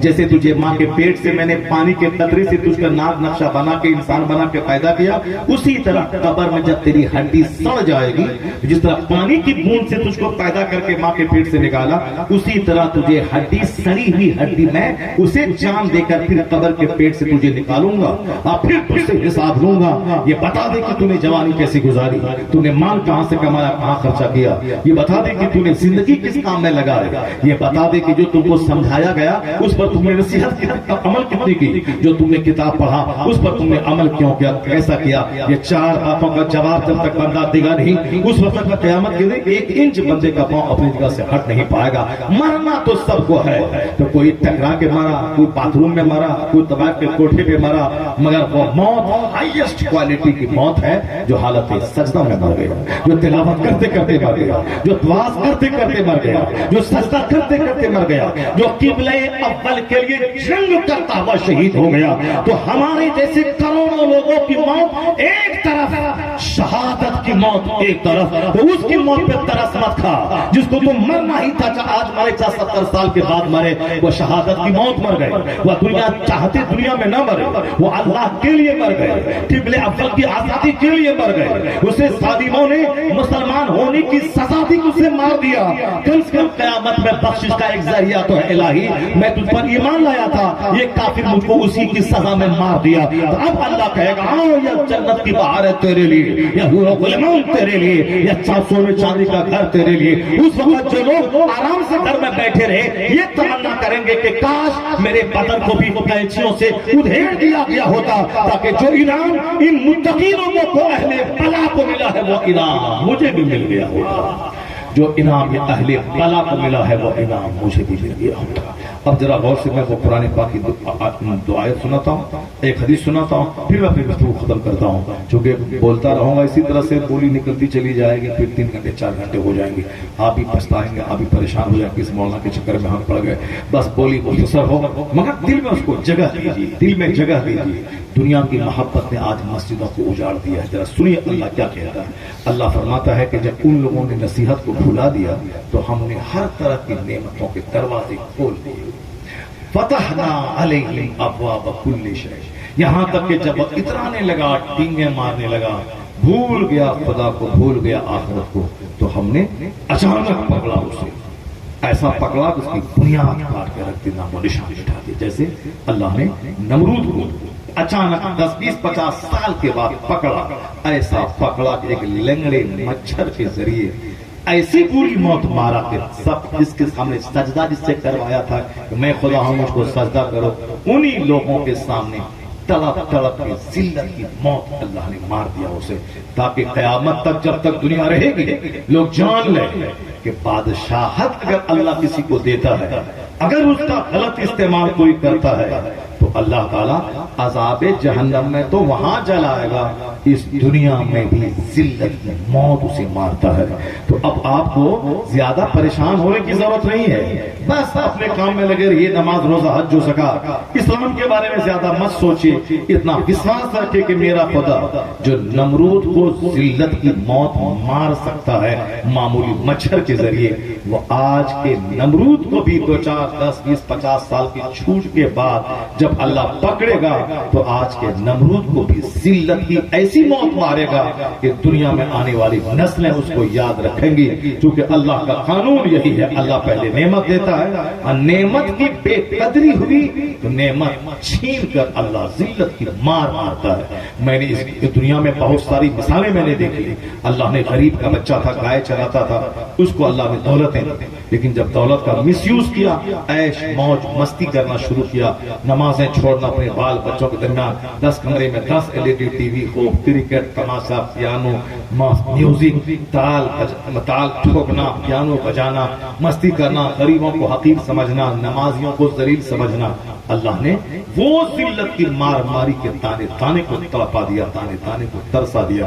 اس دنیا میں ارب پتی بننے میں بھی دیر نہیں لگتی ہے اور سڑک چھاپ کرنے میں بھی دیر نہیں لگتی ہے، چونکہ 1 کروڑ کا مال گیا باہر، ریجیکٹ ہو کے آ گیا، بس آ گیا شنیہ، آسمان سے فلائی کرنے والا زمین پہ آ گیا۔ میں نے مدراس میں دیکھا ایک آدمی کو کروڑوں کا گھر، بہت بڑی فیکٹری، لیکن جب اس نے غلط استعمال کیا تو کروڑوں کا مال گیا باہر، فوراً وہاں سے ریجیکٹ ہو کے آ گیا، اور پھر اس کے بعد تو 1 مہینے تک اس کو لوز موشن ہوتا رہا۔ ان کا بیٹا ہندوستان کی فیکٹری کے نام پہ لون لے کر امریکہ کی ایک لڑکی کے ساتھ پیار کرنے کے چکر میں امریکہ چلا گیا، یہاں اس کی فیکٹری نیلام ہو گئی، جو جس کا چرچا ہوتا تھا، جو غوث پاک کی 11ویں میں سیکلوں ڈنگر کھلاتا تھا، تاکہ نیت تو غوث پاک کو خوش کرنا ہے نہیں، نیت تو اللہ کو خوش کرنا ہے نہیں، نیت تو سماج میں دکھانا ہے کہ لوگ جان جائیں یہ غوث پاک کے لنگر کے نام پہ 101 بانٹا ہے۔ تو پھر اس کو غوث پاک کیسے اس کو مصیبت پہ کام دیں گے، کیونکہ وہ غوث پاک کے لیے یہ کام کیا نہیں ہے، یہ تو دوسروں کو دکھانے کے لیے کیا ہے۔ تو آج جب مصیبت پر پڑے گا تو غوث کیوں کام آئیں گے؟ تو جس کو دکھانے کے لیے کیا ہے وہ اس کا ساتھ دے، ان کے سامنے اللہ اسے ذلیل اور رسوا کر دیتا ہے۔ فیکٹری نیلام ہو گئی، اسی حالت نہ جانے اب کیا اس کا حال ہوا، وہ جانے، اس کا خدا جانے۔ اللہ تعالیٰ ایسا کرتا ہے، اس لیے ہمیشہ ہر لمحہ ہر پل اللہ سے ڈرتے رہنا چاہیے۔ غریبی اللہ دے تو صبر کرنا چاہیے، کیونکہ غریبی بھی ہمیشہ رہتی نہیں ہے، آج ہے کل ختم ہو جاتی ہے، موت آگے سارا تماشا ختم۔ نہ امیری رہتی ہے نہ غریبی رہتی ہے، مگر امیری میں جو بے صبری، جو گناہ ہوئے وہ ہمیشہ رہ جاتا ہے، غریبی میں جو جزا فضا، جو انہوں نے چیخ پکار کیا، بے صبری کا مظاہرہ کیا، وہ گناہ رہ جاتے ہیں۔ فرعون کو اللہ نے 400 سال کی لمبی چھوٹ دی، لیکن جب اللہ نے پکڑا تو پانی میں تڑپا تڑپا کے ڈبا کے مار دیا۔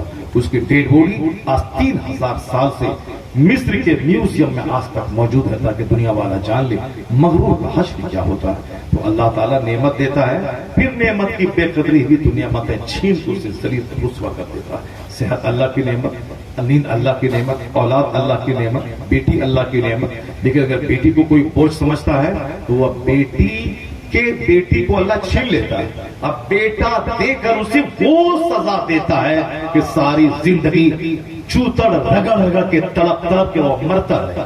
میں نے ایسے لوگوں کو میں نے دیکھا ہے، 5 بیٹی ہوئی، بالکل نارمل ڈیلیوری، کوئی ہاسپٹل نہیں جہاں میں امامت کرتا تھا، 5 بیٹی ہوئی، نارمل ڈیلیوری، بالکل گھر میں ڈیلیوری ہو گئی، 2 دن کے بعد عورت بالکل اپنا آرام سے گھوم رہی ہے، کھانا بنا رہی ہے، 5 بیٹی، مالدار تھا وہ بندہ، بہت بڑی دکان تھا، مگر 5ویں بیٹی جب پیدا ہوئی تو گھر میں ماتم کا ماحول چھا گیا، لوگ رونے لگے، عورتیں رونے لگی، گھر کے لوگ رونے لگے، کاروبار اتنا بڑا ہے، بیٹا نہیں ہے، آخر کیا ہوگا؟ 5ویں بیٹی ہو، حالانکہ ہم کو 4 بیٹی ہے، چاروں بیٹی مولانا ہے، لیکن 2 بیٹی کی شادی ہوگی، مگر میں چاروں بیٹی کے بعد بیٹے کے لیے کبھی میں لالائت نہیں تھا، بس اللہ سے دعا کرتا تھا کہ یا اللہ تو اپنے کرم سے اگر ایک بیٹا دے دے تو بہت تیرا احسان ہوگا۔ یہ بچیاں ہماری اداس تھوڑی رہتی ہیں کہ کوئی اس کا بھائی نہیں ہے، کوئی لالائت اور بے چین نہیں تھا، بس دعا کرتا تھا۔ لیکن اللہ رب العزت نے 4 بیٹی کے بعد جب پلٹا کھایا، بیٹے 3 بیٹے ہو گئے، لگاتار کنٹینیو ہو گئے، ہر 2 سال کے بعد 3 بیٹے لگاتار ہو گئے، اسے زیادہ لالائت ہوا وہ بندہ 5ویں بیٹی پیدا بھی رونے لگا، رونے لگا گھر میں. معلوم ہے وہ بیٹی کے بعد بیٹا پیدا ہوا, اس کے بعد بیٹا پیدا ہوا. وہ بیٹا نارمل نہیں بلکہ سیزری, ہاسپٹل وہاں سے خرچہ شروع ہو چکا. اب 5 بیٹی کی پیدائش میں اتنے پیسے نہیں خرچ ہوئے اس کے جتنے ایک بیٹے کی پیدائش میں پیسہ خرچہ ہوا. اس کے بعد کی کہانی سنی. وہ تو بیٹا کتنا ناز نخڑا سے پلا ہوگا, اسکول نہیں جائیں گے, یہاں نہیں جائیں گے, ماں باپ کے سر کا درد. ابھی میں کرنٹ امامت چھوڑنے کے 25 سال کے بعد میں جب وہاں گیا تھا, بیٹا جوان ہو گیا, 25 سال پہلے پیدا ہوا تھا. 25 سال انہوں کا حضرت یہی وہ لڑکا ہے, ناک میں دم کر دیا, ناک میں دم کر دیا, بات نہیں مانتا, صرف باہر گھومتا رہتا ہے, ننگے گندے دوستوں کے ساتھ گھومتا رہتا ہے, میری بات نہیں سنتا ہے. یعنی اب وہ یہ کہنے پر مجبور ہے کہ نہیں ہوتا بیٹا ٹھیک تھا, نہیں ہوتا ٹھیک تھا, یہ بیٹا میری عزت کو پٹی میں لگا دیا, میری بات نہیں سنتا ہے, سماج مجھ کو ذلیل کر رہا ہے. اور بے چین ہوئیے, لالائیت رہیے بیٹے کے لیے, تو لالائیت مت رہیے. اللہ بیٹا دے تو شکر ادا کیجئے, اب بیٹی دے تو یہ سمجھ کے شکر ادا کیجئے کہ کروڑوں عورتیں ہیں جو پانج ہیں, جس کو اولاد بیٹی تک نہیں ہے, وہ بیٹی کے لیے پریشان ہو رہی ہیں. الہی کم سے کم تو میری بیوی کو پانج پن کے تانے سے تو محفوظ رکھا. اولاد تو ہو گئی, ایک بیٹی تو ہو گئی. معلوم ہے جو اس نعمت کو سمجھ کے شکر ادا کرے گا تو جو اسے دلی خوشی بیٹوں سے نہیں ملے گی, اللہ وہ دلی خوشی اسے بیٹیوں سے عطا فرما دے گا. اللہ بیٹیوں سے عطا فرمائے. سماج کے ننگے گندے قسم کے لوگ, لچے ڈفنگے قسم کے لوگ, بیٹا پیدا ہونے کے بعد لڈو بانٹتا ہے سماج میں. اب بیٹی پیدا ہونے کے بعد چہرہ لٹکا کے ایک کونے میں جا کے بیٹھ جاتا ہے تاکہ سامنے آئیں گے تو پوچھے گا کہ کیا ہوا, یہ بولنا نہ پڑے کہ بیٹی پیدا ہوئی ہے.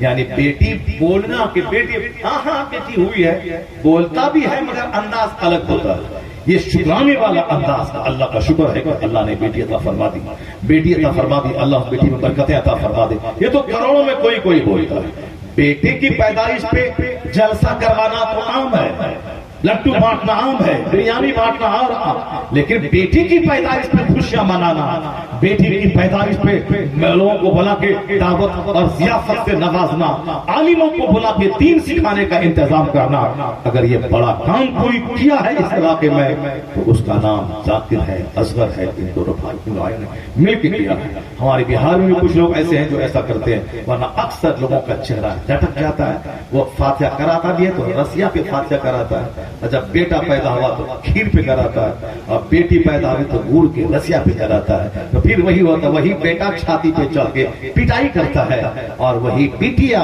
جس کی پیدائش پہ رسیا کی روپی فاتحہ کروایا تھا, باپ اگر بستر پہ رگڑتا ہے ایڑی, اب ڈاکٹر کے پاس لے جانے والا کوئی نہیں ہوتا ہے. اب بیٹا چلا گیا مٹک کے اپنے کام پہ, ذرا سی خبر ملی 200 کلومیٹر دوری پہ اس بیٹیا کو جس کی پیدائش پہ رسیا کے فاتحہ دلایا تھا, وہ وہاں سے دوڑ کے اپنے شوہر کے ساتھ کار اور بائک سے آتی ہے اور اپنے باپ کو لاکھ کس کے ڈاکٹر کے پاس لے جاتی ہے اور کہتی ہے, ڈاکٹر بابو جتنے پیسے خرچ ہوں میں کروں گی, میں اس کی بیٹی ہوں مگر میرے ابو کو کچھ نہیں ہونا چاہیے, علاج کراؤ. یہ بتا دیں اس وقت وہ بڈھا باپ کیا بولتا ہوگا, وہی جو بیٹی کی پیدائش پہ لڈو بانٹا تھا وہ یہی کہتا ہوگا, جس بیٹی کو میں نے حقیر سمجھا تھا اسی بیٹی کے ذریعے مجھے طاقت پہنچا کہ میرے رب نے مجھ کو بتا دیا کہ بیٹا ہو بیٹی دونوں نعمت ہے, دونوں کی پیدائش پہ شکر ادا کرنا. اللہ چاہے تو بیٹی سے وہ قرار ملتا ہے جو بیٹوں سے نہیں ملتا ہے. تو اولاد نعمت ہے, مگر فرما بردار اولاد سب سے بڑی نعمت ہے. عجبا لامر المؤمن ان امره كله له خير وليس ذلك لاحد الا للمؤمن ان امره كله له خير وليس ذلك لاحد الا للمؤمن ان اصابته السراء شكر فكان خير له وان اصابته الضراء صبر فكان خير له. حضور فرماتے ہیں وہ دوسرے لوگ ہیں کہ پیسہ ملے تو واہ واہ, نہیں ملے تو منہ لٹکا کے بیٹھ گئے. مسلمان کا معاملہ اس سے الگ تھلگ ہے. مسلمانوں کے دونوں ہاتھ میں لڈو ہے, غریبی میں بھی امیری میں بھی. حضور فرماتے یہ کوالٹی صرف مسلمانوں کو حاصل ہے. وہ دوسرے لوگ ہیں بیٹا بیٹی مال دولت ملا تو خوب اگربتی گھما رہا ہے، ہاتھ جوڑ رہا ہے، اور جہاں بیٹا بیمار ہوا اور بولا کہ بیٹا بیمار ہے اچھا نہیں ہوا تو اٹھا کے لیا پانی میں پٹک اٹھا کے پھینک دیا۔ ہم اس کو بولے کہ میرا بیٹا بیمار ہے تو نہیں کیا، تم گھر میں کہے رہے گا، تم کو ہم کہے پوجیں گے، اٹھا کے پھینک دیا اس کو۔ یعنی خواہشات کی پوجا، اتخذ الہہ ہوا، وہ اپنی خواہشات کو خدا بنا لیا۔ من کامنا یعنی من کی بات پوری ہوتی رہے تو ٹھیک ہے، یہ کچھ ہے، اور من کے خلاف ہوا تو یہ کچھ نہیں ہے، اٹھا کے پھینک دیا۔ یہاں نہیں ہوتا، یہاں مان لیا کہ میرا رب اللہ ہے، ایک ہے، وحدہ لا شریک ہے، امیری وہی دیتا ہے، غریبی وہی دیتا ہے۔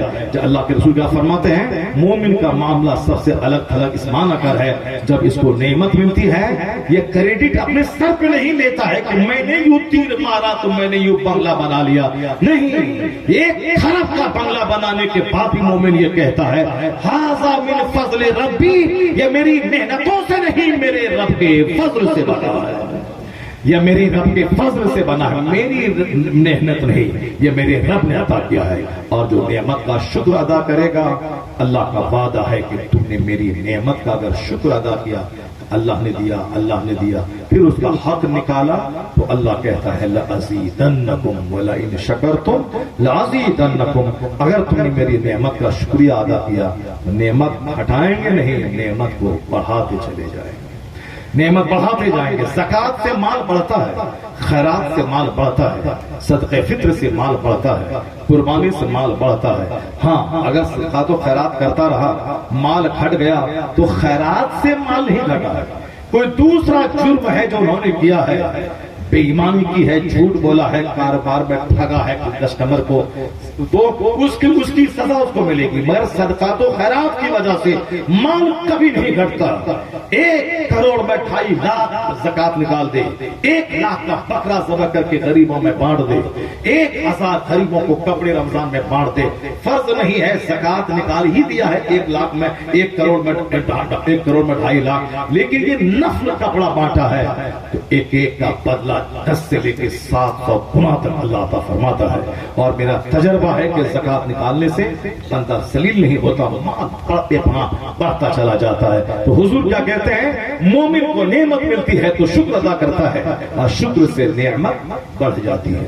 اور حضور فرماتے ہیں اگر مومن کو مصیبت آتی ہے، چونکہ دنیا کا انداز ہے، رات ہے، دن ہے، دھوپ ہے، چھاؤں ہے، امیری ہے، غریبی ہے، جو بندہ محنت نہیں کرے گا، مشقت نہیں کرے گا، فجر سے لے کے ظہر تک کوئی نماز اللہ نے فرض نہیں کیا، لیکن اگر کوئی اس ٹائم میں سو جائے گا، کام نہیں کرے گا، اور جو فجر پڑھنے کے بعد 8 گھنٹے 10 گھنٹے فیکٹری میں کام کرے گا، پھر ظہر کے ٹائم میں روٹی چاہیے بدن کو تو 2 رکعت اللہ کو سجدہ کر لے گا، فیول ڈالے گا، سجدہ کرے گا، 10 گھنٹے کوئی نماز فرض نہیں ہے، خوب محنت کرے گا، وہ خوب کھائے گا، باپ کو کھلائے گا، ماں کو کھلائے گا، بہن کو کھلائے گا، بھائی کو کھلائے گا، غریبوں کو دے گا، مسکینوں کو دے گا، زکوٰۃ نکالے گا، قربانی کرے گا، خیرات کرے گا، صدقہ فطر نکالے گا، نفل خیرات کرے گا، مسجد بنائے گا، مدرسہ بنائے گا، 50 آدمی کے ہاتھ دھلائے گا، تو وہ کرے گا، بس مال رہے گا تب نہ کرے گا۔ تو مال اسے اللہ نے فجر سے لے کے ظہر تک کوئی نماز فرض نہیں کیا تاکہ کمانے کا ٹائم ہے، کماؤ، مال بناؤ، مکان بھی بناؤ، غریبوں کو بھی دو، ماں باپ کو بھی کھلاؤ، عالم مولانا کو بند مٹھی میں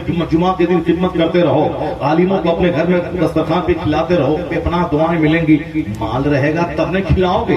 اس لیے اللہ چاہتا ہے کہ تم محنت کر، تیرا مال پڑے، تو زمین میں پھیل جا، تو 1 دانہ مکئی کا ڈال دے، اللہ تعالیٰ وہاں سے پودا نکال کر 10 بھٹے نکال کر سب میں 100 دانہ نکال کر 1 دانہ جب تک ڈالے گا نہیں تو اللہ تیرے گھر میں مکئی کی فصل نہیں بھیجے گا، تو 1 دانہ ڈال، اللہ 1000 دانہ تجھے واپس کر دے گا، 1000 دانہ تجھے واپس کر دے گا۔ یہ ہے زکوٰۃ و خیرات، صدقات کا شکر کا انعام۔ مال خرچہ کرے ڈبل ٹرپل اللہ دیتا ہے، سب کا تجربہ۔ ایک سیٹ صاحب مدراس میں تھے، ہر جمعہ کے دن سارے نمازی کو بریانی کھلاتے تھے، ہر جمعرات کے دن بنارس مدراس میں جتنے درگاہ ہے، جتنے فقیر بیٹھے تھے، سب کے لیے بریانی کا انتظام۔ رمضان میں ہر مولانا کو زکوٰۃ نہیں بلکہ فری نفل کا کپڑا، شیروانی کا کپڑا، تنخواہ ڈبل، 10-20 مسجدوں میں تراویح کا نذرانہ اپنا دینا ہے، ہر مہینے 100-200 نقاب پوش عورتیں اس کے کاؤنٹر پہ کھڑی رہتی، ان کے بچوں کی اسکول کی فیس نہ جانے کیا کیا کرتا ہے. آج بھی وہاں میری مسجد چھوڑے 20 سال ہو گئے، میں رمضان میں فون کیا، فوراً اپنے صاحب جو اس کا کام کرتا ہے اکاؤنٹس کا، اس کو فون کیا کہ حضرت کے مدرسے میں کتنے ہزار روپے ڈلوا دو. 20 سال ہو گئے، ہر سال 50,000 25,000 وہ. اور صاحب ایک بندہ ہے وہ 22 ہزار صدقہ کا، 20,000 ہمارے لیے عید کا کپڑا بنانے کا. جبکہ صرف ایک ملاقات ہوئی. وہ لوگوں پہ یقین ہے کہ میں عالموں کو دیتا ہوں، اللہ مجھے بے پناہ دیتا ہے، میں خدمتیں کرتا ہوں. اب وہ سیٹھ صاحب ہم سے بولا، حضرت اتنا اللہ نے دیا ہے کہ مجھ کو خبر نہیں کہ کتنا میرے پاس ہے. زکوٰۃ حساب کر کے تو نکال نہیں سکتا ہوں، البتہ اتنا کرتا ہوں اگر زکوٰۃ 5 کروڑ نکلے تو میں زیادہ نکال دیتا ہوں تاکہ زیادہ ہو جائے کم نہ ہو جائے. یہ ان کا ہے کہ جب سے یہ سب بریانی لنگر کرنا شروع کیا، عالموں کی خدمت، غریبوں کو دینا، فیکٹری میں کام کرنے والے مزدوروں کو عیدی دینا، اور رمضان بھر میں مسجدوں میں افطار کے لیے چاول پہنچانا، جب سے یہ سب کام کیا ہوں اتنا اللہ دے رہا ہے کہ خود مجھے پتا نہیں کہ کتنا میرے پاس ہے. اور ہم لوگ امام صاحب کو کیا دیں گے کپڑا بنانے کے لیے، اسی کے کمرے میں گھس کے فجر کے بعد اسی کی چائے پی لیتے ہیں. وہ بیچارہ میلاد پڑھنے کے بعد جو شکر پھلا لے گیا اسی کا خرما کھا لیتے ہیں فجر کے بعد. اس کو کیا اسی سے پیسہ مانگ لیتے ہیں، لائیے 500 کا مہمان آیا اس کے لیے مچھلی لائے خرید کر دی. یہ بہار، بنگال، جھارکھنڈ کے لوگوں کا مزاج ہے، مگر اب مزاج دھیرے دھیرے بدل رہا ہے. جیسے یہ بندہ چاہتا تو عقیقہ کے موقع پر قوالی کروا لیتا، نیتا کو بلا دیتا، شہرت کروا لیتا، مگر انہوں نے عالموں کو بولا کر کے دین سکھانے کا اہتمام کیا ہے. یہ ایک شروعات ہے کہ جب سوچ بدل جاتی ہے تو اللہ وہاں سے دیتا ہے جہاں سے بندہ سوچ نہیں سکتا. مصیبت پہ جب بندہ صبر کرتا ہے تو حضور فرماتے ہیں اللہ تعالیٰ صبر کا بدلہ انما یوفی الصابرون اجرہم بغیر حساب، اللہ صبر کرنے والے کو بے حساب اجر دیتا ہے. مومن کے دونوں حال، غریبی ہے تو صبر کرو، بے حساب اجر پاؤ. مالداری ہے تو شکر ادا کرو، خیرات کرو، بے حساب نعمت. یہاں بھی آرام سے مکان میں، گاڑی میں، بلیٹ پہ اچھا کپڑا پہن کے 5 نماز سجدہ، مکان مسجد تعمیر ہوئی کو دیا 10 بورا تم دے دو 100 بورا، مدرسے میں 1 لاکھ دے دو 10 لاکھ روپے. تم ہر مہینے میں لنگر غوثیہ کا اہتمام کرو، مال رہے گا تب نہ. تو یہ مال اگر ان راہوں میں خرچ ہوگا، دوسرا غریب چاہ کر کے بھی نہیں کر پائے گا. یہ چاہ کے خرچہ کرے گا تو جنت خرید لے گا، حج کرے گا، زکات دے گا، صدقہ خیرات کرے گا، نیت اچھی رکھے گا، خوب بانٹے گا. تو مال اگر ہے شکر ادا کریں، نعمت بڑھے گی. مصیبت آئی صبر کریں، اس شکر کرنے والوں سے زیادہ بے حساب اجر اللہ ان صابروں کو عطا فرما دے گا. انما یوفی الصابرون اجرہم بغیر حساب. گن کے نیکی ملتی ہے وہاں 1 2 تو 700 تک، مگر جو اللہ کی دی ہوئی مصیبت پہ صبر کرتا ہے تو اللہ گن کے نہیں بے گنتی اس کو اجر عطا فرماتا ہے. سبحان اللہ. ہو گیا. اللہ تبارک و تعالی ہم کو، آپ کو سبوں کو نعمتوں کا شکر کرنے کی توفیق عطا فرمائے. اللہ مصیبتوں پہ صبر کی توفیق عطا فرمائے.